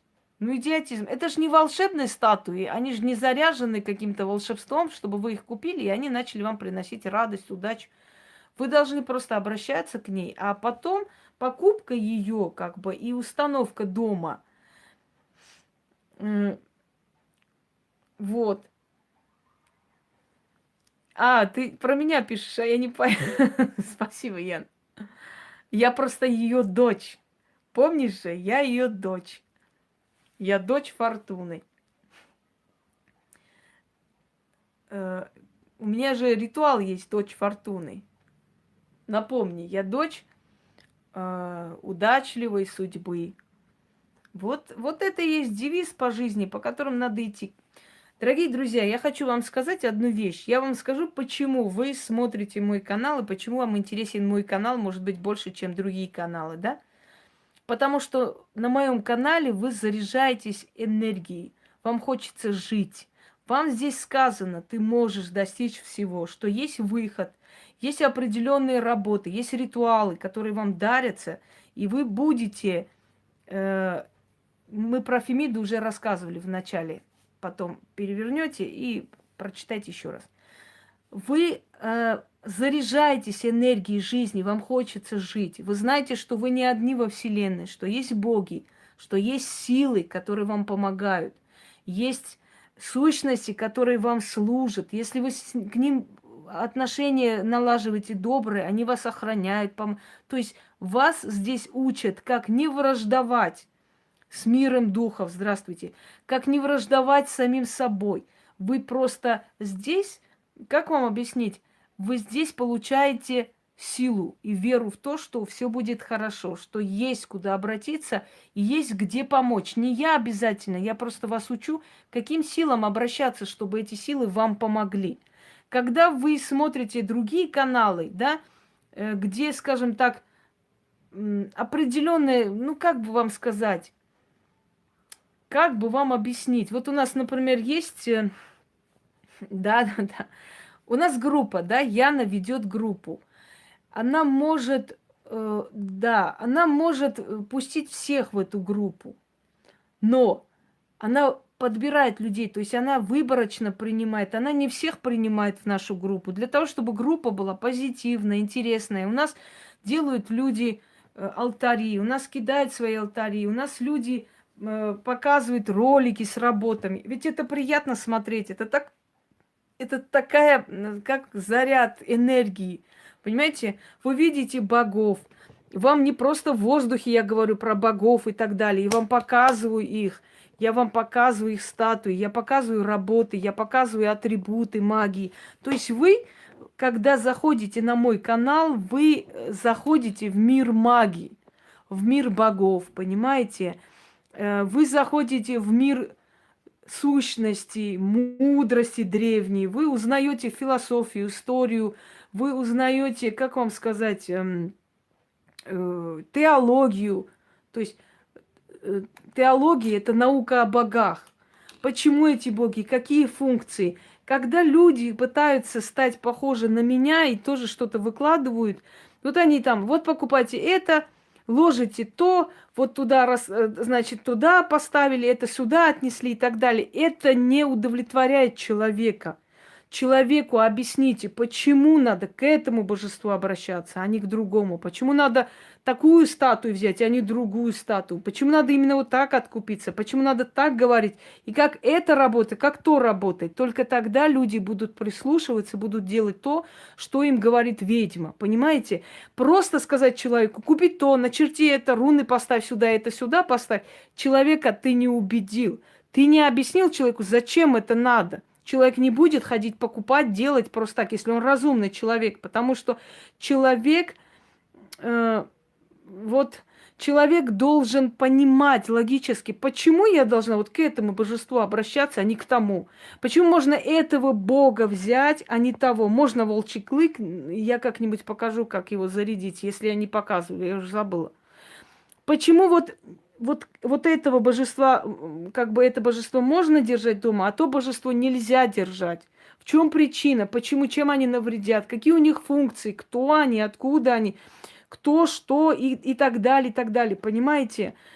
Если человек объясняет все, это другой вопрос.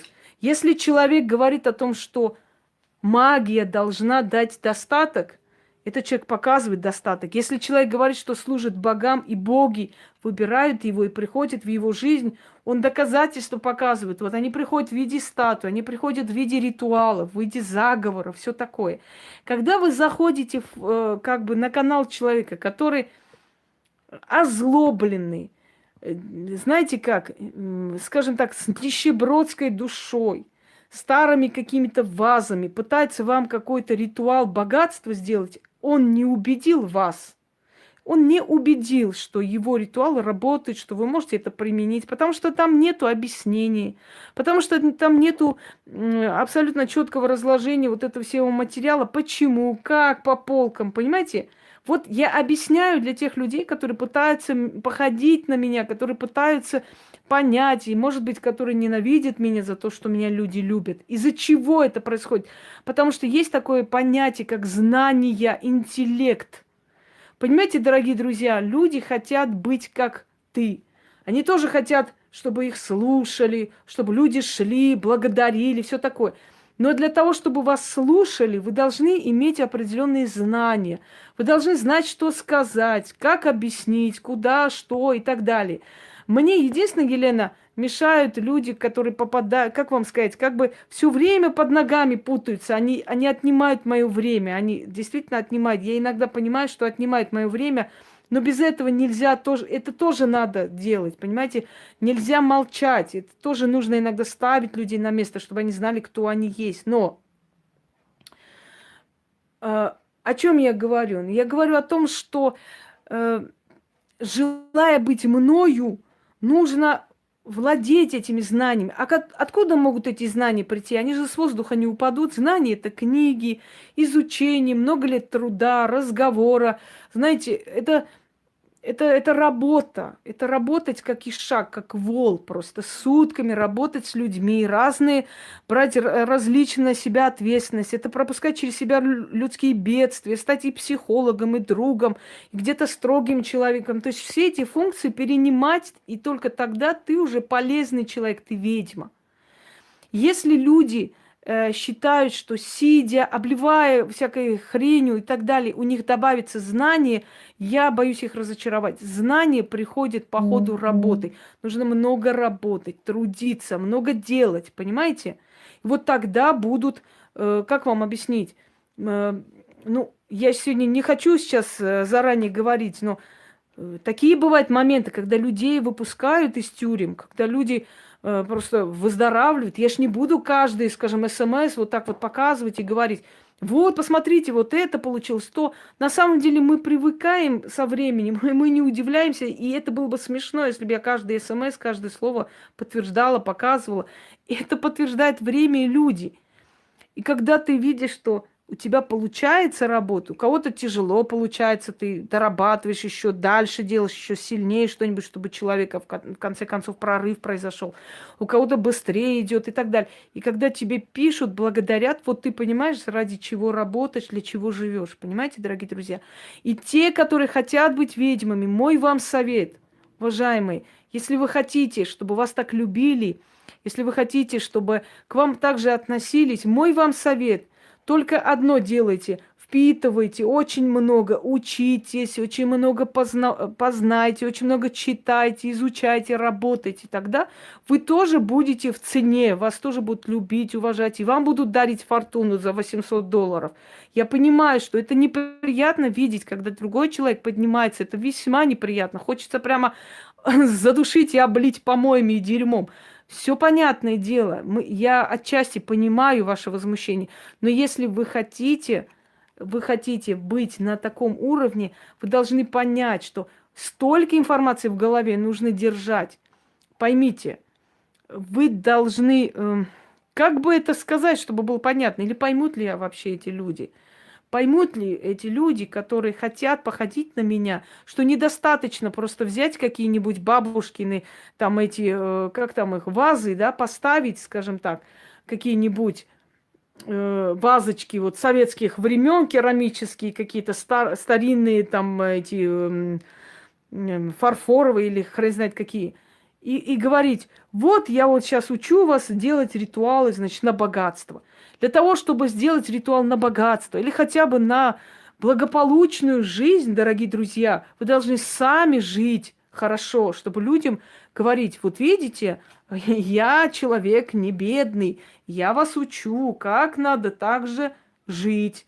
Вот я вас учу, как надо так жить, чтобы вас уважали, чтобы вы получали дары, чтобы вы продвинулись вперед в своей профессии. Не обязательно в магии, в любой профессии. Любая профессия, она в почете. Если ты хорошие торты печешь, ты никогда не будешь бедный, потому что все эти свадьбы, все эти, скажем так, радостные мероприятия, дни рождения, юбилей и так далее, у вас времени не будет затылок почесать лишний раз, потому что у вас будет столько заказов, что вы не будете успевать их выполнять. Если вы будете хорошим хореографом, у вас будет столько заказов, что у вас не будет времени совершенно ничем иным заняться, понимаете? Поэтому, как бы вам объяснить, чтобы вы поняли, наконец, что востребованный человек, что человек профессионал в своей профессии, в своем ремесле, он всегда будет востребован. Единственный ваш выход, если вы смотрите на меня и вас просто зло берет, и нервы просто уже через край, да, выплескиваются, это сделать, знаете что?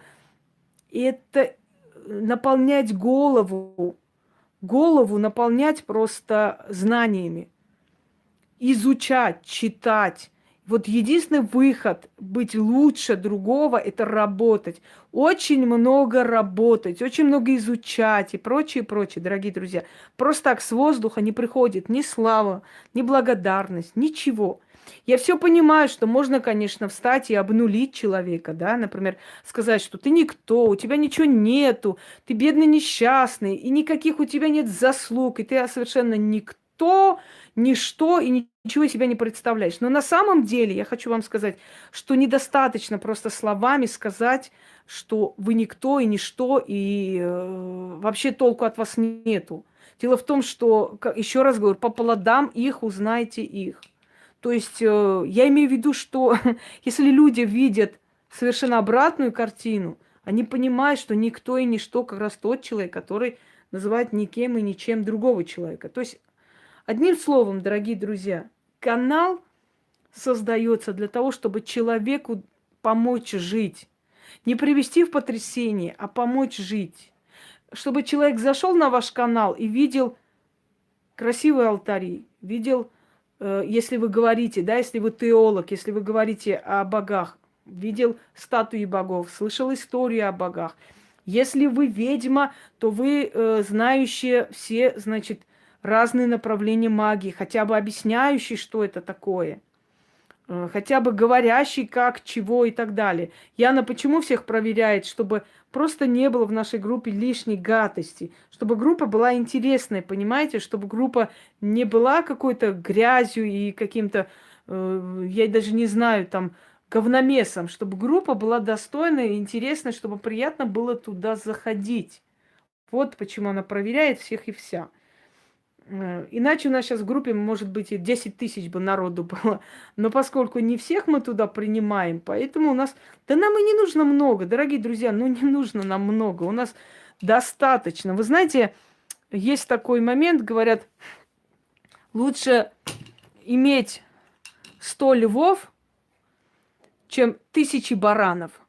Поэтому лучше иметь определенное количество достойных людей, умных слушателей, чем, я не знаю, сотни тысяч каких-то непонятных существ, которые день и ночь будут облеплять и задавать такие тупые вопросы, что хочется просто уже, я не знаю, приклеить всем скотчем рот. Вот именно, качество людей. Люди, которые нацелены на количество дешевых, просто дешевой вот этой массовки, да, эти люди, они ничего не добьются. Потому что эта дешевая массовка тебя тянет за собой. Как вам объяснить? Ты точно так же дешевишь со временем. Ты точно так же деградируешь с такими людьми. Ай, ВКонтакте будет новый. Нет. У нас Яна непоколебима. Все. Громовержец, Зевс. Так, дорогие друзья, давайте так. Если у вас есть еще вопросы, вы мне задавайте. Если нет вопросов, то я вот последнее время начала проводить ритуалы в прямом эфире, потому что, еще раз говорю, мне нравится так проводить, потому что мне так легче. Когда я записываю ритуал, знаете, он может выключиться, может памяти не хватить. И вот у меня нервы потом сдают, потому что я несколько раз начинаю перезагрузивать и по новой снимать. И поэтому, еще раз говорю, Ирина, те боги, которые относятся не к греко-римским пантеонам, будут обсуждаться мной в другом ролике. Чтобы люди не запутались в данный момент, мы сейчас обсудили с вами только греко-римский пантеон богов. И их аналогов в других нациях более-менее как бы мы с вами обсудили. Магия халдеев, Месопотамии, мы уже об этом столько всего снимали. Я несколько ритуалов дарила именно на халдейском языке. Это, правда, старый канал, но они где-то должны быть в архивах. Давай, давай, Алексей, трудись, трудись, еще раз трудись. Да, кстати, пока еще не твой подарок еще не доставили, но мне кажется, что на днях он должен быть. Я тогда народу покажу уникальную вещь и так далее. Про какую принцессу, Вера?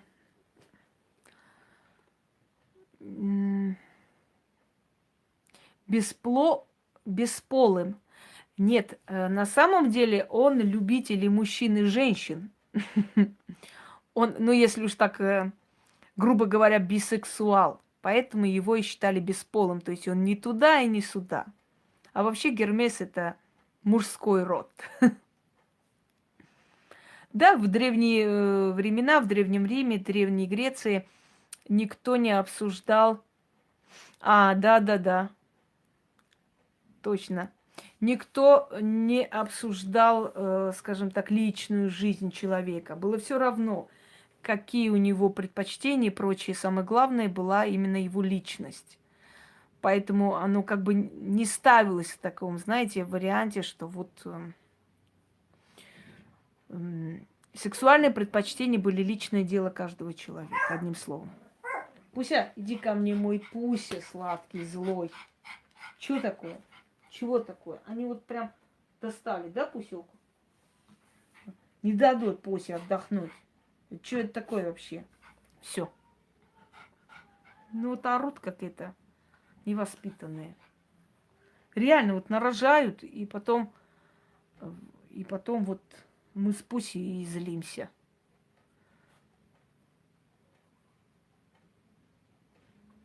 Я задавал 2 раза. А я уже про Меркурия все ответила, Яна.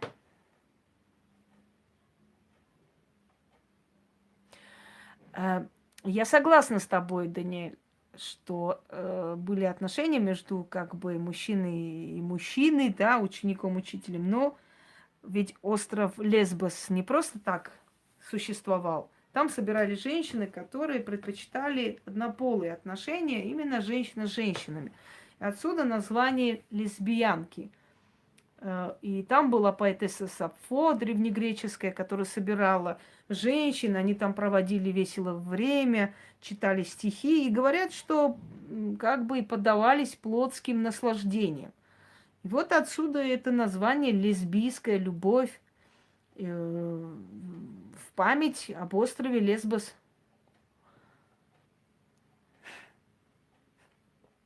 Да, я расскажу, Вера, но сейчас пока про греко-римский пантеон. Про остальных богов я расскажу, чтобы не путались мы. Сейчас не будем к ним возвращаться просто.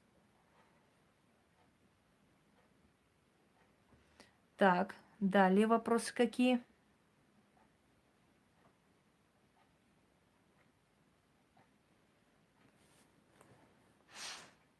Пропадает чат, но сейчас откроется.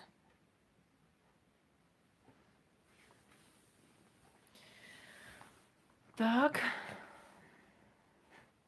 Ну что про Орфея? Орфей был музыкант, который свою любимую, кажется, Евридику, если я не ошибаюсь, я могу ошибаться, потому что я очень в последнее время устаю. Она умерла, и он очень переживал. Здравствуйте, Павла. Он очень переживал, и Аид разрешил ему зайти и забрать ее из темного царства, своей музыкой заманить. Не ошибаюсь, да? Ну вот и хорошо, память, значит, есть. Забрать ее из царства Аида. Но он поставил условие, что если Орфей обернется, на нее посмотрит, то она останется навеки в этом царстве. Вот он своей музыкой, значит, всех привел в выступление, даже мертвые тени плакали от его музыки, и Евридика пошла за ним. Но в какой-то момент от тоски он повернулся, чтобы посмотреть на нее, и она навеки вечные осталась в царстве Аида. И вот Орфей мучился, сходил с ума, и в конце концов, по одной из версий, его убили вакханки во время оргии и во время развлечений, во время вот этого безумства. Они убили Орфея, отрезали ему голову и положили на, значит, вывели на большом, как бы сказать, подносе. И Зевс разозлился, узнав про это, и увековечил Орфея, создав, значит, созвездие Орфея. Эвридика разве или Андромеда? Не, Андромеда была дочерью, значит, все, я поняла.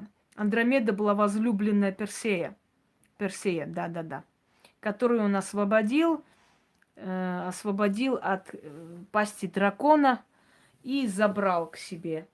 Все, Эвридика. Значит, хочу вам сказать, связанные вот с трагедией, эту трагедию Орфей вообще в Вакханке. Нет, не Андромеда узлы развязывала. Узлы развязывала Ариадна. Ариадна развязывала узлы для Тесея. Как, она была дочерью микенского царя, и приходили греки убивать Минотавра.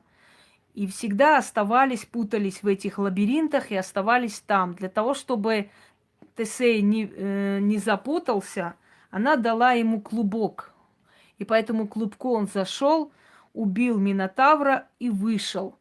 Вышел и украл, значит, Ариадну. Украл Ариадну, но поскольку ее отец был поклонником Диониса, он попросил Диониса вернуть дочь. Дионис поднял бурю, оторвал паруса корабля и забрал обратно Ариадну. Кстати, Ариадна превратилась в паука, потому что очень любила ткать, и в какой-то момент сказала, что может соткать более красивый ковер, чем Афина Паллада. Афина разозлилась, ударила ее и превратила ее в паука. Так что паук это и есть...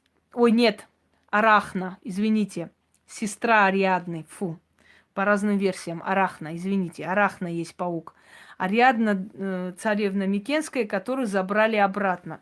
Так вот, когда поднялся ветер, буря, и Дионис забрал обратно Ариадну, я знаю Арахна, я уже сказала, забрал обратно Ариадну, то нужно было какие-то паруса прикрепить, и осталась черная материя. Им пришлось эту черную материю прикрепить вместо флага, белого флага. И царь Греции Эгей вышел посмотреть и увидел корабль сына.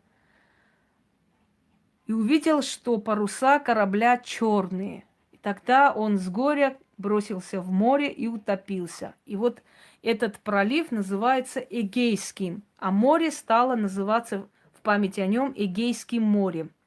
Это раз. Следующий момент. Что вы спрашивали еще? Мы уже говорили про Ариадну. На ком мы остановились? Я не успела рассказать. Да, Тесей. Так вот, трагедию Вакханки написал Еврипид. Еврипид написал трагедию Вакханки, где он описывает любовь,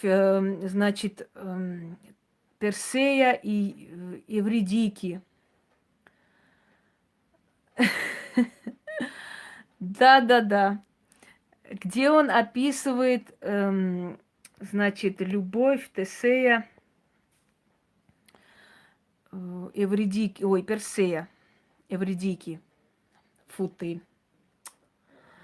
Кто у нас был музыкант? Все, я уже перепутала все. Напомните мне, о ком мы говорили.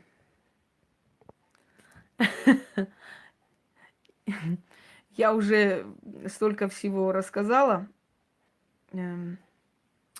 Орфей, все, да, Орфей. Там, где вакханки выносят, на блюдце голову Орфея, да, это вакханки. Это из пьесы, из трагедии Еврипида «Вакханки». В честь дочери Тиграна Великого, царя царей Армении, он почил. Вместо него на престоле сидел его сын Артаваст I, дорогие друзья. И вот в честь царевны Наране показывают пьесу на свадьбе царевны Наране, пьесу Вакханки в театре, в армянском театре, амфитеатре в Арташате показывается пьеса Вакханки. В это время идет сражение за пределами страны, идет сражение, парфянских войск и римлян. А свадьба между царевной Наране и парфянским царевичем Бакуром. В честь Бакура, вообще царевича Бакура, и по другой версии, в честь другого князя армянского Бакура, был основан город Баку, Бакуракерт, чтобы вы знали. Это древний армянский город. Естественно, от Арпатена. Потом, позже приходят тюрки, оседают там и создают свою страну. Но это отдельная история. Так вот, идет сражение, и попадает Марк Красос. Откройте, почитайте Марка Красоса. Попадает в плен римский военачальник Марк Красос. Красоса убивают, отсекают ему голову и привозят во время свадьбы в Арташат, армянский город Арташат. И во время свадьбы армянской царевны и парфянского царевича выносят на подносе голову римского военачальника Марка Красоса. И вот именно пьеса Еврипида «Вакханки» – это исторический такой момент, который имеет место быть, исторический факт, и говорит, что все резко встали, когда на большом подносе актриса выносит голову римского полководца Марка Красоса как подарок царю Артавазду I в честь победы, одержанной над римскими войсками совместно армяно-парфянскими войсками. Вот запомните, это исторический факт, который очень интересен, имеет такое значение, очень большое значение, потому что со смертью Марка Красоса начался хаос просто, и начались новая вереница войн между Римом и Востоком. Потом попадает в плен Артаваст, со своей семьей. Его увозят в Египет. Когда египетская царица восседает на престоле, Артавазда подводят к нему и говорят, чтобы он сказал хоть какие-то красивые слова относительно царицы Клеопатры. И он говорит: давно я мечтал видеть ту шлюху, которая восседает на престоле Египта. Естественно, Клеопатра приходит в ярость от этих слов, и Артавазда обезглавили в Египте. Это исторический факт. Город Арташат, Артаксата называли греки. По-другому называли армянский Карфаген. Почему называли Арташат, город Арташат? Сейчас это, скажем так, ну такой городок. Он уже потерял свою былую славу, естественно, недалеко от Еревана город Арташат, Артаксата. Армянский Карфаген. Кто-нибудь может догадаться, почему он так назван? Мне просто интересно. Ничего вам, вот, ни о чем вам не говорит это слово армянский Карфаген. Ни с чем не связывайте. Ни с чьим именем. Нет? Я вам сейчас скажу. Дело в том, что полководец Карфагена, Ганнибал, который сбежал от преследования римлян, скрывался у армянского царя Арташеса, правильно, с Ганнибалом. Ганнибал чертит полностью проект города Арташат. По сути, Арташат построен по проекту Ганнибала. И поэтому римляне называют город Арташат армянским Карфагеном. Неподалеку от Еревана есть огромная усыпальница римских легионеров.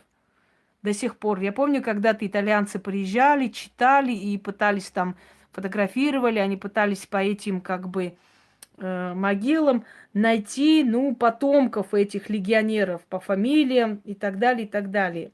Обсидиан, камень обсидиан.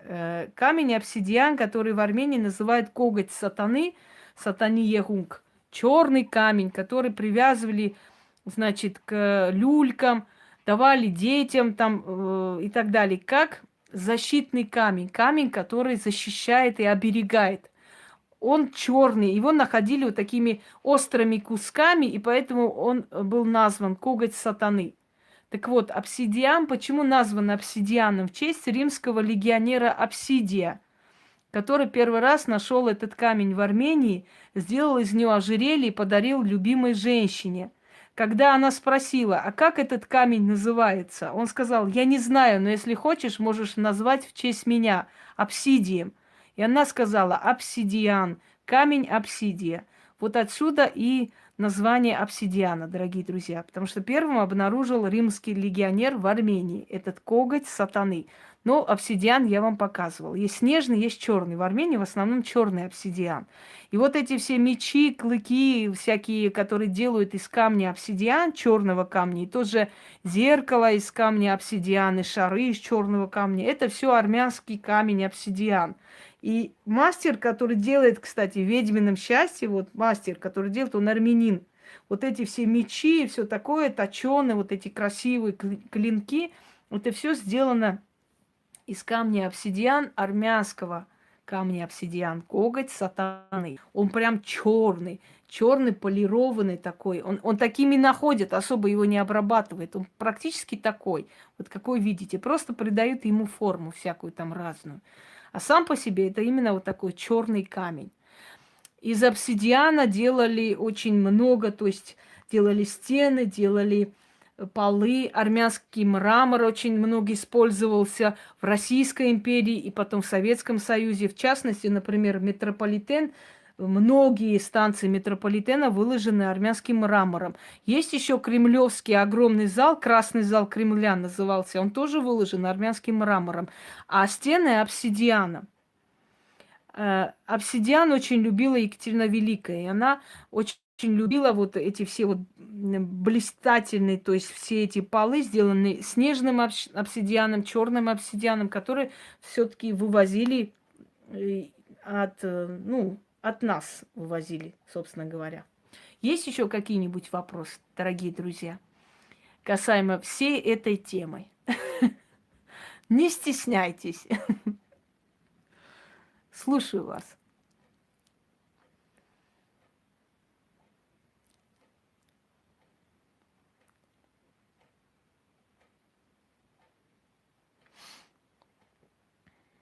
Да, обсидиановый порошок тоже используется в медицине. Кстати, обсидиановый порошок еще используется как в древние времена использовалось как, сейчас я вам скажу, как он называется. Ну, как пилинг лица. Да-да-да, обсидиан. Эм, По-другому еще как называется, то есть очищающий лицо, скраб. Вот. Куски обсидиана очень хорошо отрывают, очищают омертвелые клетки. Еще использовали для скраба измельченные абрикосовые косточки, которые сейчас даже есть в этом, в косметике «Красная линия», есть абрикосовый скраб. Он самый лучший, кстати говоря, хочу вам сказать. Вот, он очень хорошо очищает после этого лицо, как персик. Про богиню Анаит, э, как вам сказать, я просто сейчас рассказываю про греко-римских богов. Но богиня Анаит ассоциируется у римлян с Юноной или с Герой у греков. Но это не совсем то, у нее функции намного шире, и она жила совершенно иной жизнью, у нее ее биография и рассказ о ее как бы функциях немножко иной. Мать богини армян. Но давайте про вот богов Востока, в частности, армян в том числе, я расскажу потом. Не, ничего страшного, Найт, ничего такого вы не сказали страшного. Но у меня есть ролик «Боги армян». Анаит называется Вселенская Матерь. У персов ее назвали Анахита. Вот. И в день ее поклонения был праздник роз. Потом праздник роз перенесли на богиню красоты, любви, молодости Астхик, то есть Венеру, Афродиту армян. Астхик, что означает звездочка вообще, так буквально, если перевести, да? Астер. Ничего не напоминает? Астрал, астральный мир, то есть созвездие, звездный мир. Богине Дианы уже было рассказано. Та же самая Артемида или Диана. Анахата. Нет, Анахата это не божество. Именно слово божество, оно пропало. Анахата это и есть чакра половая. То есть отвечающая за материнство. Где-то оно связано, где-то оно взаимосвязано. В принципе. Но там, наверное, больше Анаит связана с, знаете, с Ешодой. Потому что она отвечает за материнство, за любовь, за семью, за деторождение. Хотя боги индусов во многом соседствуют с армянскими богами, потому что армяне, индусы и итальянцы – это самые ближайшие родственные народы. Это три народа, которые родились от трех братьев. Далее уже идут от них. А, да, я перепутала, извиняйте. Точно, сердечная. Я перепутала с другой чакрой.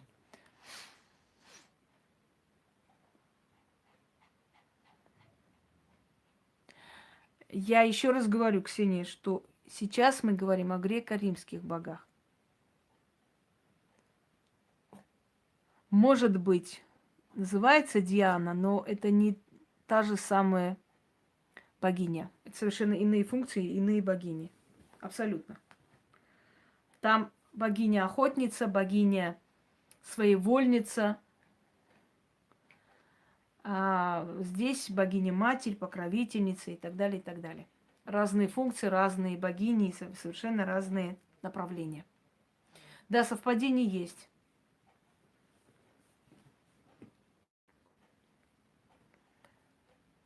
Слушаю далее ваши вопросы, и, наверное, на этом будем закругляться, потому что уже почти 3 часа мы с вами разговариваем, общаемся и обо всем обсудили. Этот Пуся мне уже достал. Иди вон. Вон отсюда, пошел вон. Нервы трепишь, Пусь. Скотина маленький.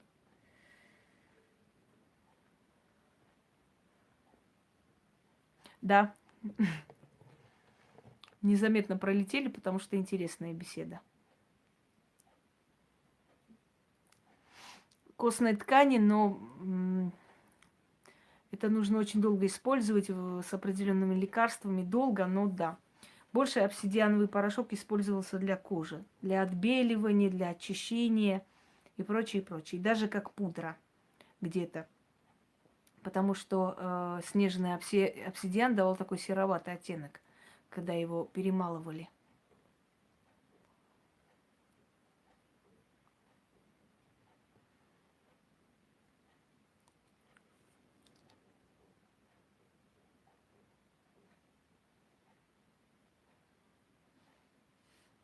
Точно, перекур, это точно. Гарпии – это духи. Духи, служащие, в принципе, в кельтской мифологии, служащие Одину.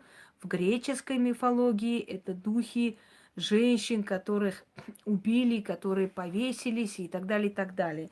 Но потом, более поздний период, они всего лишь были служители богов, посланницы богов, которые выполняли их функции и доставляли им души. Итак, дорогие друзья, я, наверное, на этом буду закругляться. Пожелаю вам всего доброго. Так я и есть историк, поэтому и рассказываю интересную историю. Но пока не спокойной ночи, но в любом случае всего доброго.